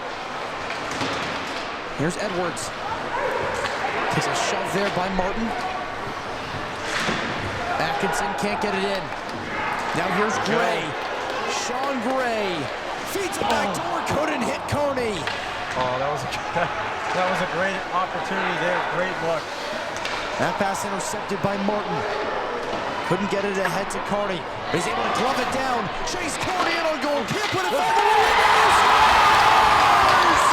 Chase Carney breaks the deadlock. The Owls lead. 5:37 to go. And the answer is who would break first? It would be Castleton. But we still got a ways to go in this one, so don't go anywhere yet. 5:37 left. What a goal from Chase Carney. Sticking with that puck. Drives it in and finishes his own rebound too. Outstanding. The 8th goal of the season for the sophomore out of Linfield, Massachusetts. And man, that was a big one. That was a big one. Let's see if we keep it up here. Hansen couldn't hit Chrysophides. Now coming the other way, McHardy. He's got speed. McHardy shoots, it's blocked. I remember a lot of games still left to play, just under 5.5. That one, a high floater out of the zone. Unger is able to get to it. Getzlaff knocks him off the puck. Hansen able to keep it low. Robson got it knocked away by Hansen. Wraps it all the way around the upper end of the boards. And his House keeps it right at the blue line. The Owls in a change. McHardy gets it in deep, and he wipes out there. Here's Bischetto. Off the glass and in. They're going to call icing. They say he did not have the red line. So it'll be a defensive zone face-off for Keene State, 4:41 to go. Yeah, we got face-offs won this game 30-22 in favor of Castleton. So maybe not quite as lopsided as it was earlier, but still going to be key here if Keene wants to salt this one away and earn their second straight win. This would be a big one to have tonight. The Spartans win the draw. Daprich, Bowditch, a shot by Roebuck goes wide. Burke plays it up. Daprich. Here's Burke now in the near circle. Burke centers one, it's still loose, it's poked away. Now Bowditch jumps down on it. That pass couldn't get to Roebuck. Festa turns back on it, gets it out of the zone. Collette over to Lindholm. Back to Collette. He shoots from a tough angle. It's off the shoulder of Ward. Now Collette tried to feed it through the slot. Gray wasn't there. Mazer gets checked there at the blue line. Here's Carney the other way. Carney shoots, it's deflected wide. Bowditch gets it up the boards. Gonzalez pokes it back down low. 3:40 remaining. Matthews. Now here's Castillo. Big hit there by Mazer to stop him in his tracks. Belomo able to get it in deep. Mazer lost possession of it. Loses control. Edwards has to curl. He'll center it, but it's knocked away by Carney. Will it be icing? It will not. Yeah, I didn't think so. That looked like it got deflected. Right call there. Now here's Matthews. Up ahead for Edwards. Edwards trying to get around McBride. Couldn't center it. Now here comes Hansen. Under 3 minutes to go. Fontaine enters the zone. Or pardon me, House, and it's knocked away. McBride couldn't connect with Hansen. They say Daprich had a chance to control it, so no icing. Bowditch couldn't connect there with Chakrabarty. That one up ahead down for Coyle. Player goes down. Chrysophides. Backhands one ahead. Festa now trying to control it. He loses it. And it's stick down by Ward. Basquetto now plays it for Festa. That one off a body. Festa keeps it in the zone. Coyle up ahead, McHardy. Benches are getting shortened here. We approach 2 minutes left in period number 3. Skelton will stick that one aside. Basquetto able to feed it. Collette. He shoots. Crosses the goal line. That caught a piece of a body out in front. Now a shot by Lindholm. That one ricochets to the corner. Yeah, it was as close as you could get to goal number 2 there. Now Ward starting to inch towards the bench. Burke takes a hit. Casino trying to control it. McCauley has it. Off the boards for Gonzalez. Ward will stay in his net. 1:20 remaining. Yeah, they gotta get an opportunity here to have some attacking zone time if they want to think about getting Ward out. And there he goes. McHardy, that one off of Skelton out of play. An empty net for Castleton. Extra attacker out for the following faceoff. Man, what a chance off the skate of Bowditch, but what awareness to knock it away. Bowditch.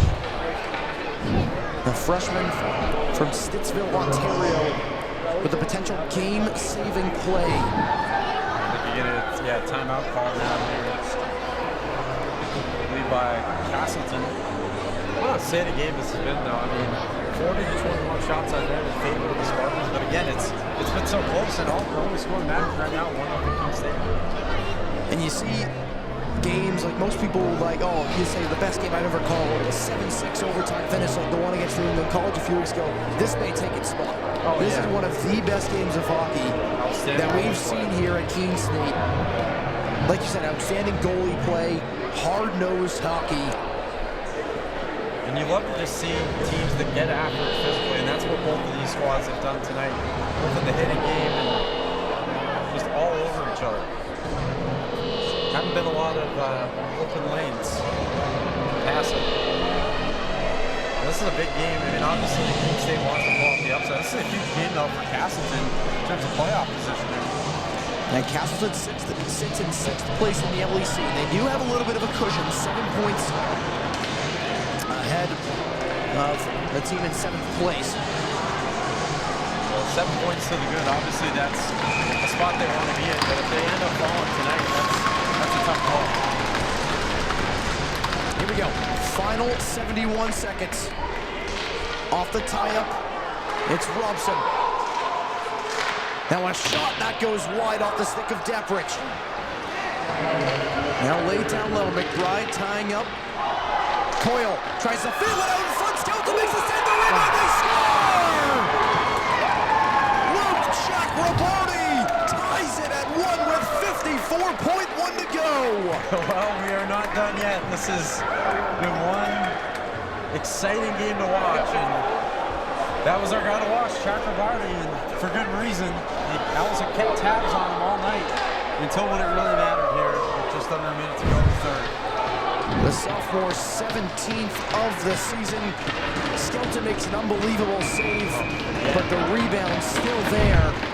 Chakrabarty found it. The rebound just killed him again. An outstanding save, but couldn't get on top of it. Now another almost opportunity there for Castleton. That one, a juicy rebound off of Skelton. Yeah, now this is where you got to be careful for Keene State because he just took a blow there. Here's Chouinard. Up to Mazer. Glove down, but back to Chouinard. Gonzalez tried to center one. Now here's Mazer. He shoots, he puts it high. And Chakrabarty tries to clear it. Sticked out of the air by Chouinard.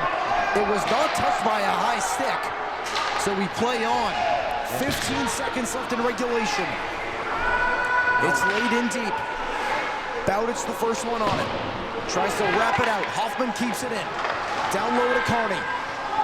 Back into the near corner. And that will do it for regulation. We've got extra hockey, and we deserve to. Yeah, this has just been, again, a treat to watch here up in the booth. Two teams that are both playing at the top of their game tonight. Again, Keene State. Maybe you're a little frustrated to let up that goal with just under a minute to go, but we still have a chance to win it here. Let's go play overtime. We'll be back after just a short break on the Owls Media Network.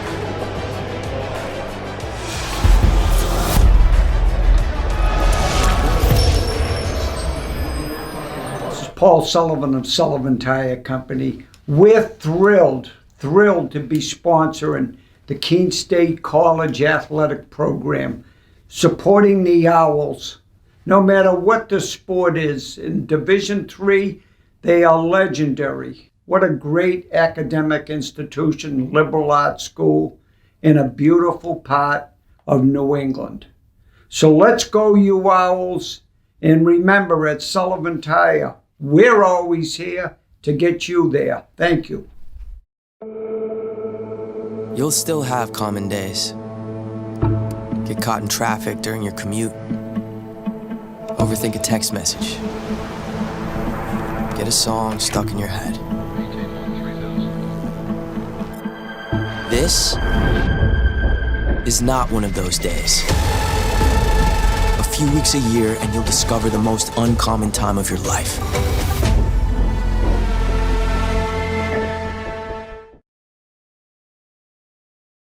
My name is Ali Alzuar. I'm from Manchester, New Hampshire. I'm a nursing major and I play soccer here. I chose to be a nurse because it aligned perfectly with who I am. I'm a social person, I love science, and most importantly, I love helping people. After graduation, I'm going to work as a surgical ICU nurse at Dartmouth Hitchcock. Keene State has helped enhance my critical thinking skills. Welcome back inside Keene Ice. Moments away from puck drop for the start of overtime between Vermont State Castleton and Keene State. We're underway. 5 minutes of 3-on-3 action. And again, there's going to be a lot of open ice. Obviously, 2 less attackers on each side, so opportunities are going to be plenty. There's McBride to Chouinard. Kearney has to retreat back. Chouinard trying to find some open ice. He'll curl back.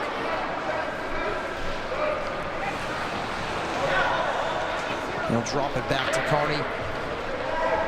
He'll retreat to his own end. And we were talking about, too, how that could be troublesome for Keene State because Castleton has a little bit more speed, and you've seen it all game. But the good thing is that Keene's been able to kind of knock them down a little bit, play physical. It's tougher, though, with all this space. Here's Chrysophides. He shoots. The save is made by Ward. Now Chrysophides takes it back. Couldn't feed it out front to Hansen. Now it's controlled by McHardy. Chrysophides goes down in the slot. We play on. That was a nice play there, though, by Dapper. She was able to knock it down and prevent that chance. Now here's McHardy in on goal. It gets poked away. Hansen now up ice. He'll walk over the blue line. Chrysophides out to Mazer. Chrysophides trying to poke it through. It's knocked away. Hansen now controls behind the Spartans' net. Back out to McBride. He'll slow things down and let his forwards get some changes. That's Gonzalez and Bischetto out there for Keene State along with Sean McBride. Now here is Bischetto to Gonzalez. He'll drop it back. McBride. He'll wait. Gonzalez will take it out of the zone. Trying to set something up. 3 minutes left in overtime. No one scores. We'll have a shootout. Now here's Gonzalez. He shoots it, sticked away by Josh Ward. Just caught the butt end of the stick. Now Gonzalez, a touch pass to Bischetto. He'll curl back. Feeling the pressure, drops it to McBride. Keene State kind of biding their time a little bit, just trying to set something up again. Getting some fresh skaters on the ice. Oh. Now almost a near takeaway there for Coyle. McBride able to get back on it. He feeds it ahead to Chouinard. Chouinard blocked. Now here comes Edwards the other way. Jackson Edwards leaves it. Castino back door. Edwards couldn't find it. Yeah, the other way now. Kearney has Chouinard. 2-on-1. Kearney shot.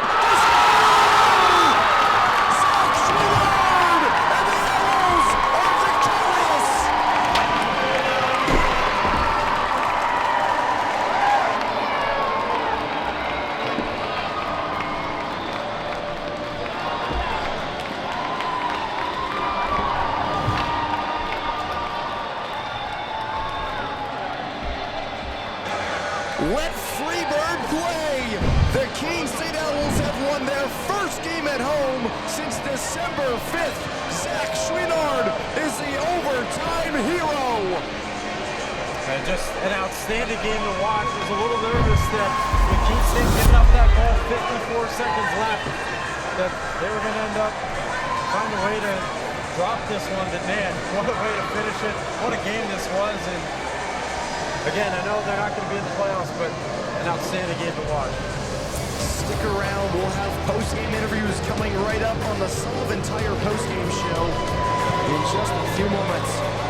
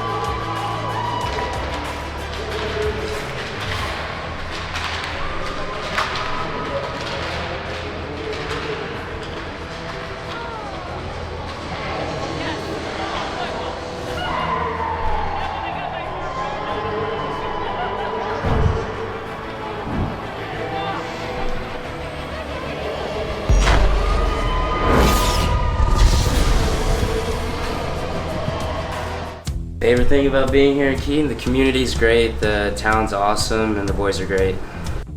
Love the area, being out here, kind of out in nature. We got the mountains, the lakes. Honestly, I think it's been a dream ever since I got here playing with these guys. It's just been such a good culture. My favorite part about being here at Keene State is just going downtown, enjoying the community, and also the way they treat us here. I don't know how many other places there are like this in the Division III hockey world, so we're very blessed to be here. For me, it was a no-brainer to come to Keene State for my college hockey experience. Owls and Spartans, 1, 2, 3. Oh! Yeah.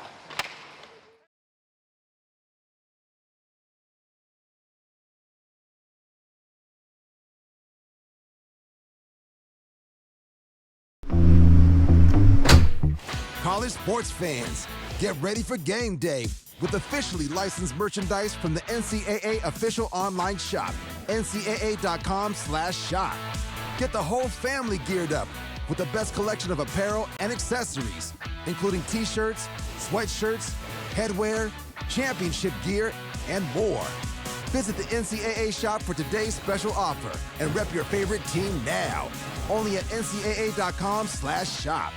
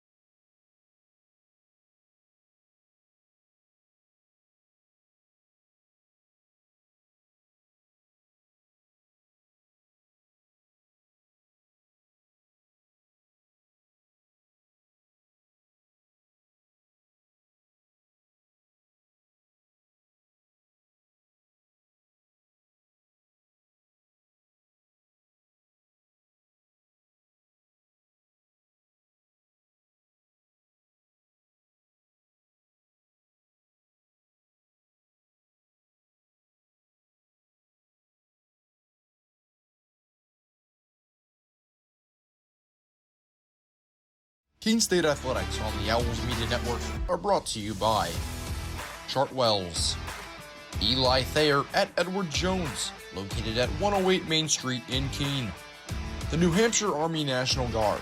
Visit nationalguard.com/NH. By Hamlet Electric. By New Car Nissan of Keene. Everyone loves a new car. By Bella Vance Beverages. Sullivan Tire.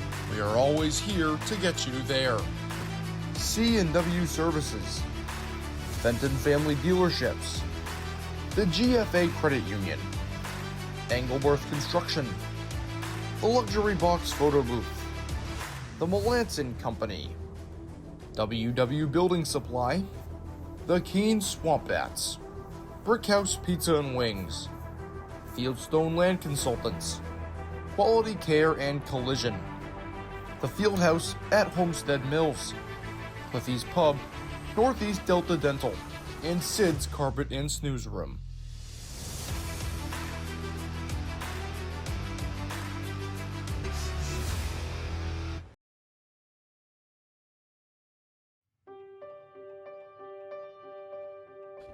What makes Keene, New Hampshire, home? It's not just one thing.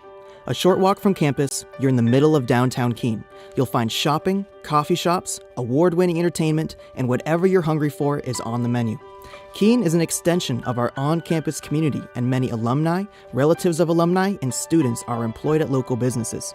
Education majors are found student teaching at local schools, while nursing students get practical experience in medical centers and nursing homes. Business and science students will find internships in cutting-edge technology industries in our region. Whatever your major, you'll have opportunities to build your skills outside the classroom and get real-world experience to prepare for your future career. Keene is not only an urban center, it's a cultural hub with a thriving theater, dance, and music scene and an annual film festival. So whether you want to be center stage, behind the camera, or in the audience, you'll find opportunities for self-expression. But the adventure is only beginning. Beyond Keene, you're in the center of New England. Around the corner are endless trails for biking, running, and hiking, with lakes and rivers waiting for you to dive in. A quick drive brings you to some of the best skiing and snowboarding resorts in the region. Plus, major cities such as Boston and New York are only a couple of hours away. Keene is a place big enough to test your limits, but small enough to feel connected. A community with history that combines modern amenities with gorgeous natural beauty. A community that brings people together to learn, grow, and explore. Keene is a small city with endless possibilities. Make yourself at home.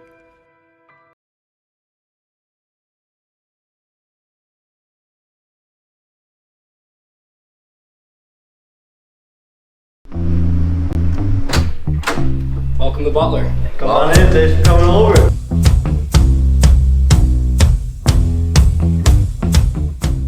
I'm Joe Fontaine. I'm a sophomore here, and I'm a forward. Yeah, we're fortunate to have gotten our spot in Butler. It's a 10-man suite, so there's 4 doubles and 2 singles, and there's only 4 in the building, so we're pretty fortunate to get that.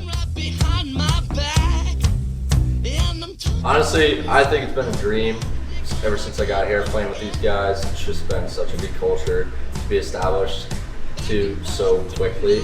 And yeah, these guys make it so fun to get up, go to the rink every day, and just go our every days.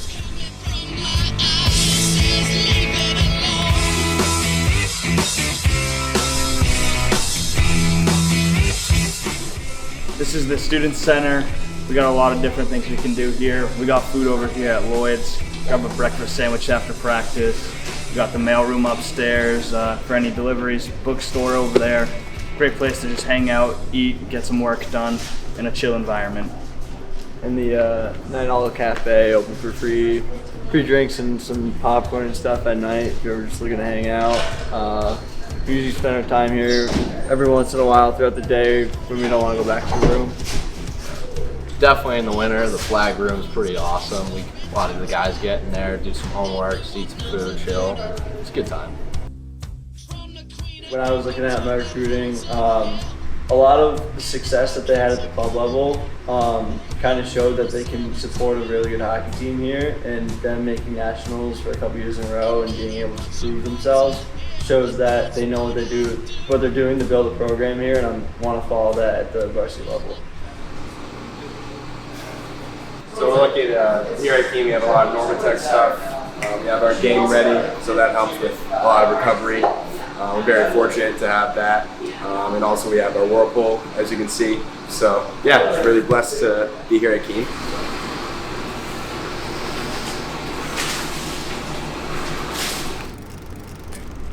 This is the TDS Center, so a lot of the guys on the team studying construction management, occupational safety, architecture, and product design are in here a lot. So my Mondays and Wednesdays I'm in here for quite some time. I'm one of those guys. I'm a construction management major, a safety minor, and last summer I was able to get an internship in safety, and this year there's a big week coming up for most of the guys. We have a safety fair, so a lot of internship opportunities, and for those graduating guys, full-time job opportunities straight out of school.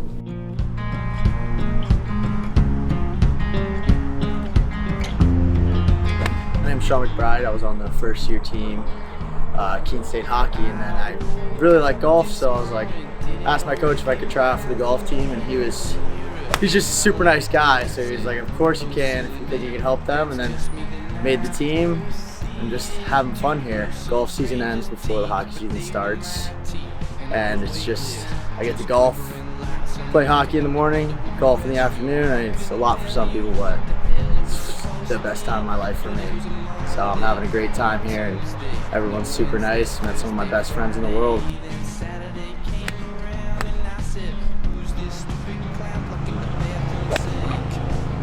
Thor Hansen. I'm a forward on the hockey team. I'm a sophomore. I've loved my time at Keene State here. So the first year I didn't actually try out for the golf team because I wanted to focus on hockey, make sure I wasn't too busy. But second year, more comfortable with like my class schedule and the coaches and all that, I decided to try out for the team. It's been great so far. Nothing's really overlapped. A little bit of a busy schedule, but it's been awesome being a part of different teams, meeting new people, being able to hang out with both teams. It's been great.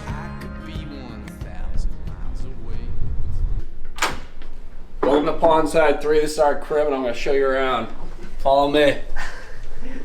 It's our living room, chill area. This is the spot. Yeah, this is where we, couple laughs here and there, a lot of FIFA games, a lot of NHL, football Sunday. That's where it all goes down in here. I'll show you my room. This is just one of the rooms in here. It's one of the smaller ones. The corner rooms are bigger, but 2 guys a room. This is an 8-man. We got our hats. Kind of just smaller area, so we have a lot of stuff, but we try to keep it clean. A lot of video games go down in here too when people are bothering us. So this is the bathroom. We got a bigger shower over here. Kind of just happened that way. We didn't even get to pick, so. This is Paul Sullivan of Sullivan Tire Company. We're thrilled to be sponsoring the Keene State College Athletic Program, supporting the Owls. No matter what the sport is, in Division III, they are legendary. What a great academic institution, liberal arts school, in a beautiful part of New England. So let's go, you Owls. And remember, at Sullivan Tire, we're always here to get you there. Thank you. And welcome to the Sullivan Tire postgame show. Teddy Steinberg joined by Chase Carney, Zach Schweinard, and Ben Skelton. You guys, you could say, were the 3 stars of the game tonight. You guys got that win on Saturday against Western Connecticut, snapping that 11-game losing streak. How did that win boost you guys? Did it give you confidence, boost team morale? Because I feel like you guys needed a win, and that really propelled you guys tonight. Yeah, I mean, I think that's a huge monkey off the back to get that first win, and we played a really solid game, much better than we did against WestCon, and I mean, it just showed out there with how we played. Yeah, I think after last weekend, after our win, like, we came into practice and all the boys were like fired up, and then like, yeah, we're back on track and we'll just like work hard and be positive as a team, and I think we got the result tonight. Yeah, it was a huge momentum shift. We did really need that one, and it felt like a completely different world walking into the rink Monday morning this week for practice than it has in the past month. And Ben, 42 saves tonight. Obviously, that one goal at the end coming off the extra attacker, nothing much you can do about that one, but you stepped up big time tonight. You've had, I feel like in your book, some rougher starts as of late. How does this start and finish really propel you, obviously the last few games of the year, but even into next season? Yeah, I agree. The last stretch hasn't been what I expected myself, so it feels good to go out and get a couple wins as a team. Yeah, like I mentioned about snapping the streak last weekend, it's a big momentum shift. When you're seeing the puck and it feels like you can't be stopped, it's a great game. And Zach, you had the overtime winner. It's your first time here on the Sullivan Tire post-game show, so I'll ask you this for the first time. Obviously, you've had a great freshman season. You got your first overtime winner. How does it feel fitting into this culture here at Keene State and growing with this team and growing in this community? It feels awesome. The first reason I came here is because of the boys, like great guys here. Like on my first visit last year, it was awesome. They welcomed me like if it was already part of the team. So obviously it's pretty fun. But tonight felt really good. The past few games, our line hasn't been really like creating more offense, but tonight we showed up and it felt really good. And Chase, last season, for really the majority of this season as well, you were centering Marcus and Peter. Now you're in between Gonzo and Chewy. How does that really, how do you adapt to that change, and how has it really propelled your game towards the second half of the season? I mean, it's been pretty easy. It was great playing with those two, and we were kind of getting stale around Christmas break, and I think switching it up and them going with Thor, obviously they've been successful too. They've been pouring it on the past few games, but these two made it really easy to change, and I feel like we've meshed right from the beginning. Obviously, I mentioned that you guys could be considered the 3 stars from tonight, but I want you guys to really dive into how you guys got this win as a team. Obviously, the 3rd and 4th line were unbelievable, grinding out. The defense was great as well. Really, how do you take this win tonight, a full team game, into senior night tomorrow afternoon? Yeah, I mean, we just got to come back and play the same type of game. I mean, as you said, it's a full team win. When we kind of lapsed in the second period, Bones was there with some huge saves to get us through that period, and then we were right back on in the third once we readjusted in the locker room. So we just got to bring that same type of energy against another good opponent. So like, this is the type of game you want to play. Like, those games are fun to play, so I'm pretty sure we're already ready for tomorrow. Yep, and just continue the responsible play. Let this feel good tonight. Come back ready to work tomorrow. Keep playing a responsible D zone, and the KO is on fire tonight. We need that as well. Awesome, boys. Well, congrats on the win tonight, and thanks for joining us today. Thanks, Dad. A single thread is unique. Like each of us, full of purpose and potential. A strand designed to connect, strengthen, and unite. But we face different challenges and have different opportunities. By acknowledging that others may struggle in ways we do not, we can celebrate our differences, embrace each other, and fortify the ties among us. A single thread can fray, yet when it's woven with another, a bond forms. A new strength created by the fabric of the whole. Let's embrace the fabric we make together, the diversity of our threads, to reach beyond ourselves and overcome the impossible.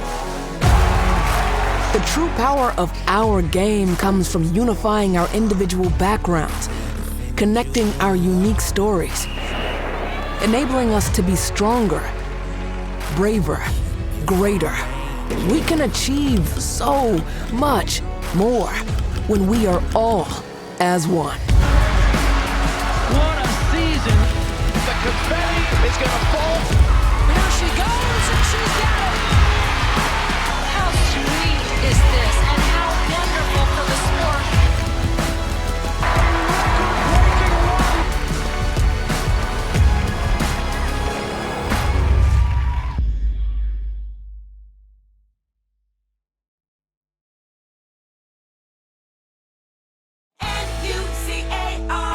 New Car Nissan of Keene has over 2,000 new and pre-owned vehicles to choose from. The largest selection of new Nissans in New Hampshire. Plus, every new Nissan comes with New Car's complimentary 20-year, 200,000-mile protection plan. And will deliver your new car anywhere in the Granite State for free. Come explore our stunning new state-of-the-art facility.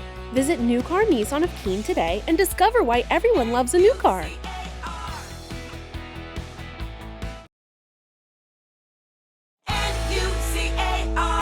New Car Nissan of Keene has over 2,000 new and pre-owned vehicles to choose from. The largest selection of new Nissans in New Hampshire. Plus, every new Nissan comes with New Car's complimentary 20-year, 200,000-mile protection plan. And will deliver your new car anywhere in the Granite State for free. Come explore our stunning new state-of-the-art facility.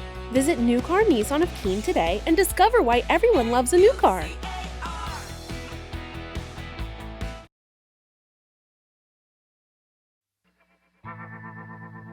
I worked in HVAC when I was in high school, and I really liked being on a job site. When Keene State came to my high school, the admissions counselor told me I could have a job on a job site and also make a difference on people's lives. He said being a safety engineer meant I could work with my hands, but also make sure that everybody was going to be home safely at the end of the day.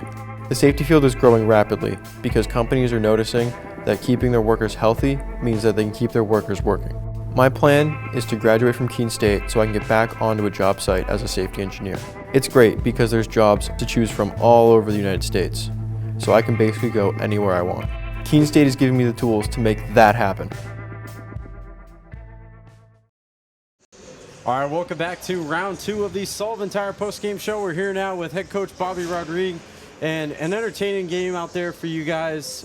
You went up 1-0. Then in the final minute, obviously they came back and tied it. What did you say to the guys in between the third period, getting them ready for overtime? Yeah, so we've had a couple of good comebacks, this semester where we forced overtime and then didn't have success in overtime. So we talked about not repeating some of those mistakes, and I thought the guys played an outstanding overtime. I thought the guys were really. I thought we played a great first period. I thought we played a great overtime. Not a very good second period, but they kind of rebounded and were pretty resilient. The officiating was a little bit challenging for us, and the goal that was called back was I thought the boys did okay with that. So.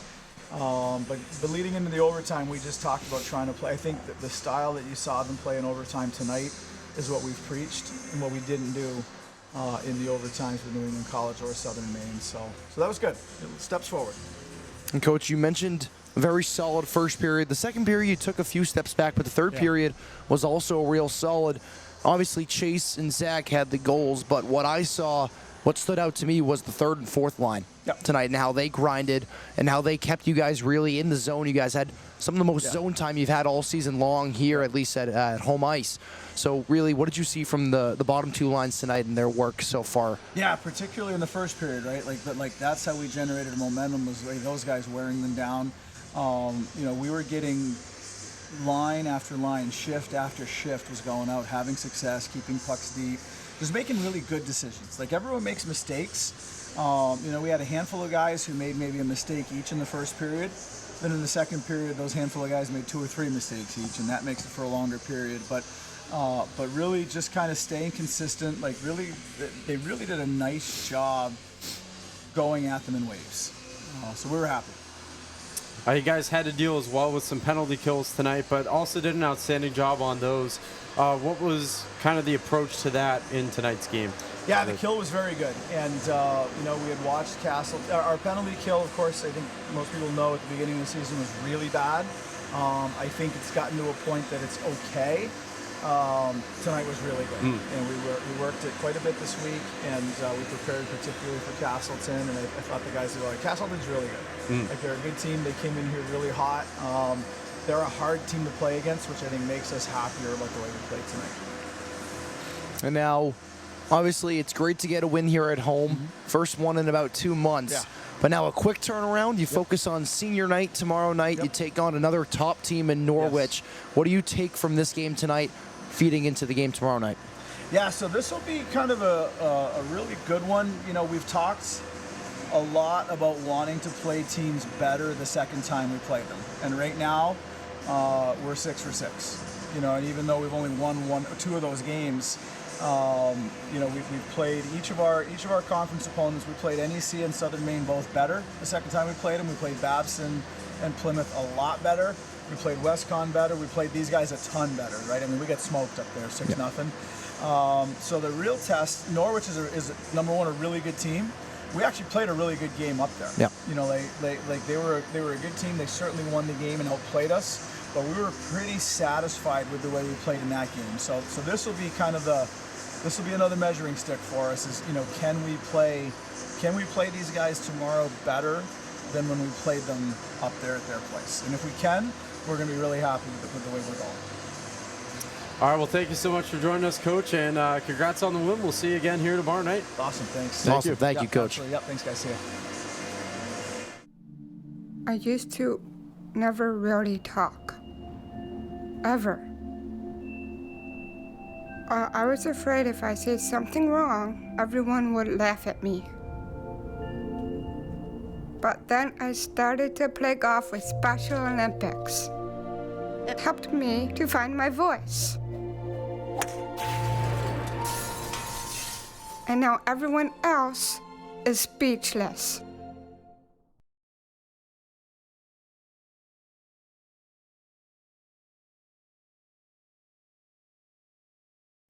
Favorite thing about being here in Keene, the community's great, the town's awesome, and the boys are great. Love the area, being out here, kind of out in nature. We got the mountains, the lakes. Honestly, I think it's been a dream ever since I got here playing with these guys, it's just been such a good culture. My favorite part about being here at Keene State is just going downtown, enjoying the community, and also the way they treat us here. I don't know how many other places there are like this in the Division III hockey world, so we're very blessed to be here. For me, it was a no-brainer to come to Keene State for my college hockey experience. Owls and 1, 2, 3. Oh! Yeah.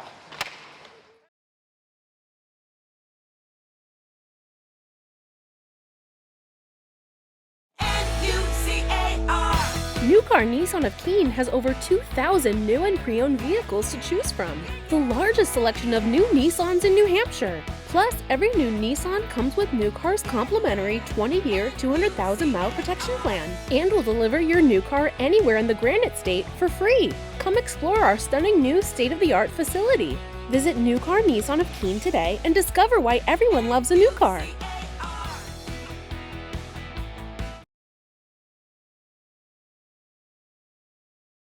Keene State Athletics on the Owls Media Network are brought to you by Chartwells, Eli Thayer at Edward Jones, located at 108 Main Street in Keene, the New Hampshire Army National Guard. Visit nationalguard.com/NH. By Hamblett Electric. By New Car Nissan of Keene. Everyone loves a new car.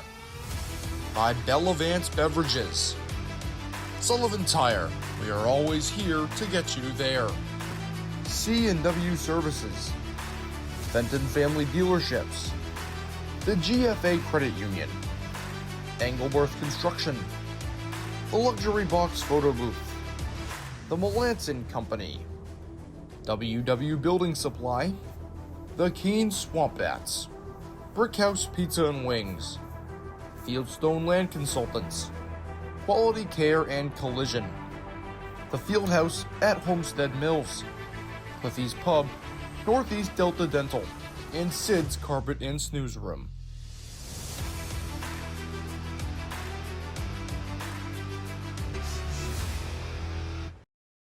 Keene State Men's Hockey on the Owls Media Network is brought to you by WW Building Supply.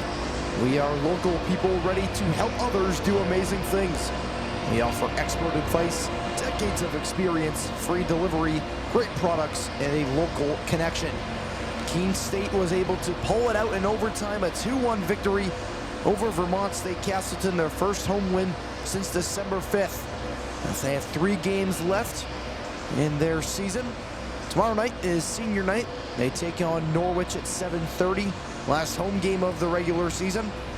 Then next weekend they travel to UMass Boston on Friday, and then a quick trip to UMass Dartmouth on Saturday, and that will do it for the second Keene State Owls men's hockey season.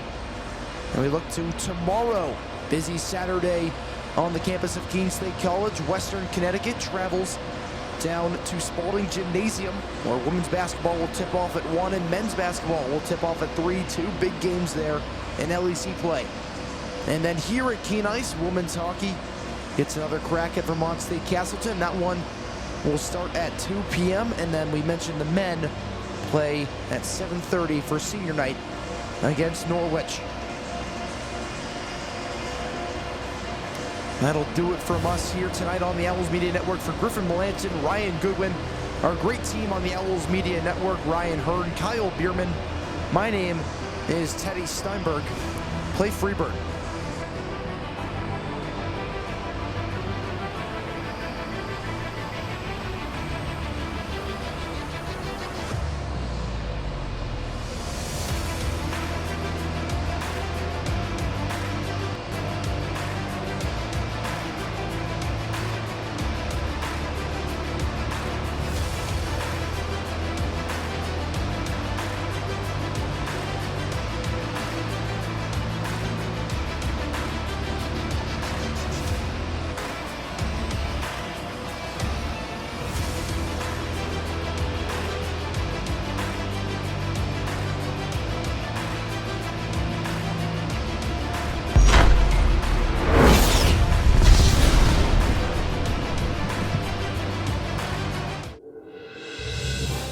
You have been watching a Keene State Athletics broadcast on the Owls Media Network. Please tune in to our next broadcast and thank you for watching.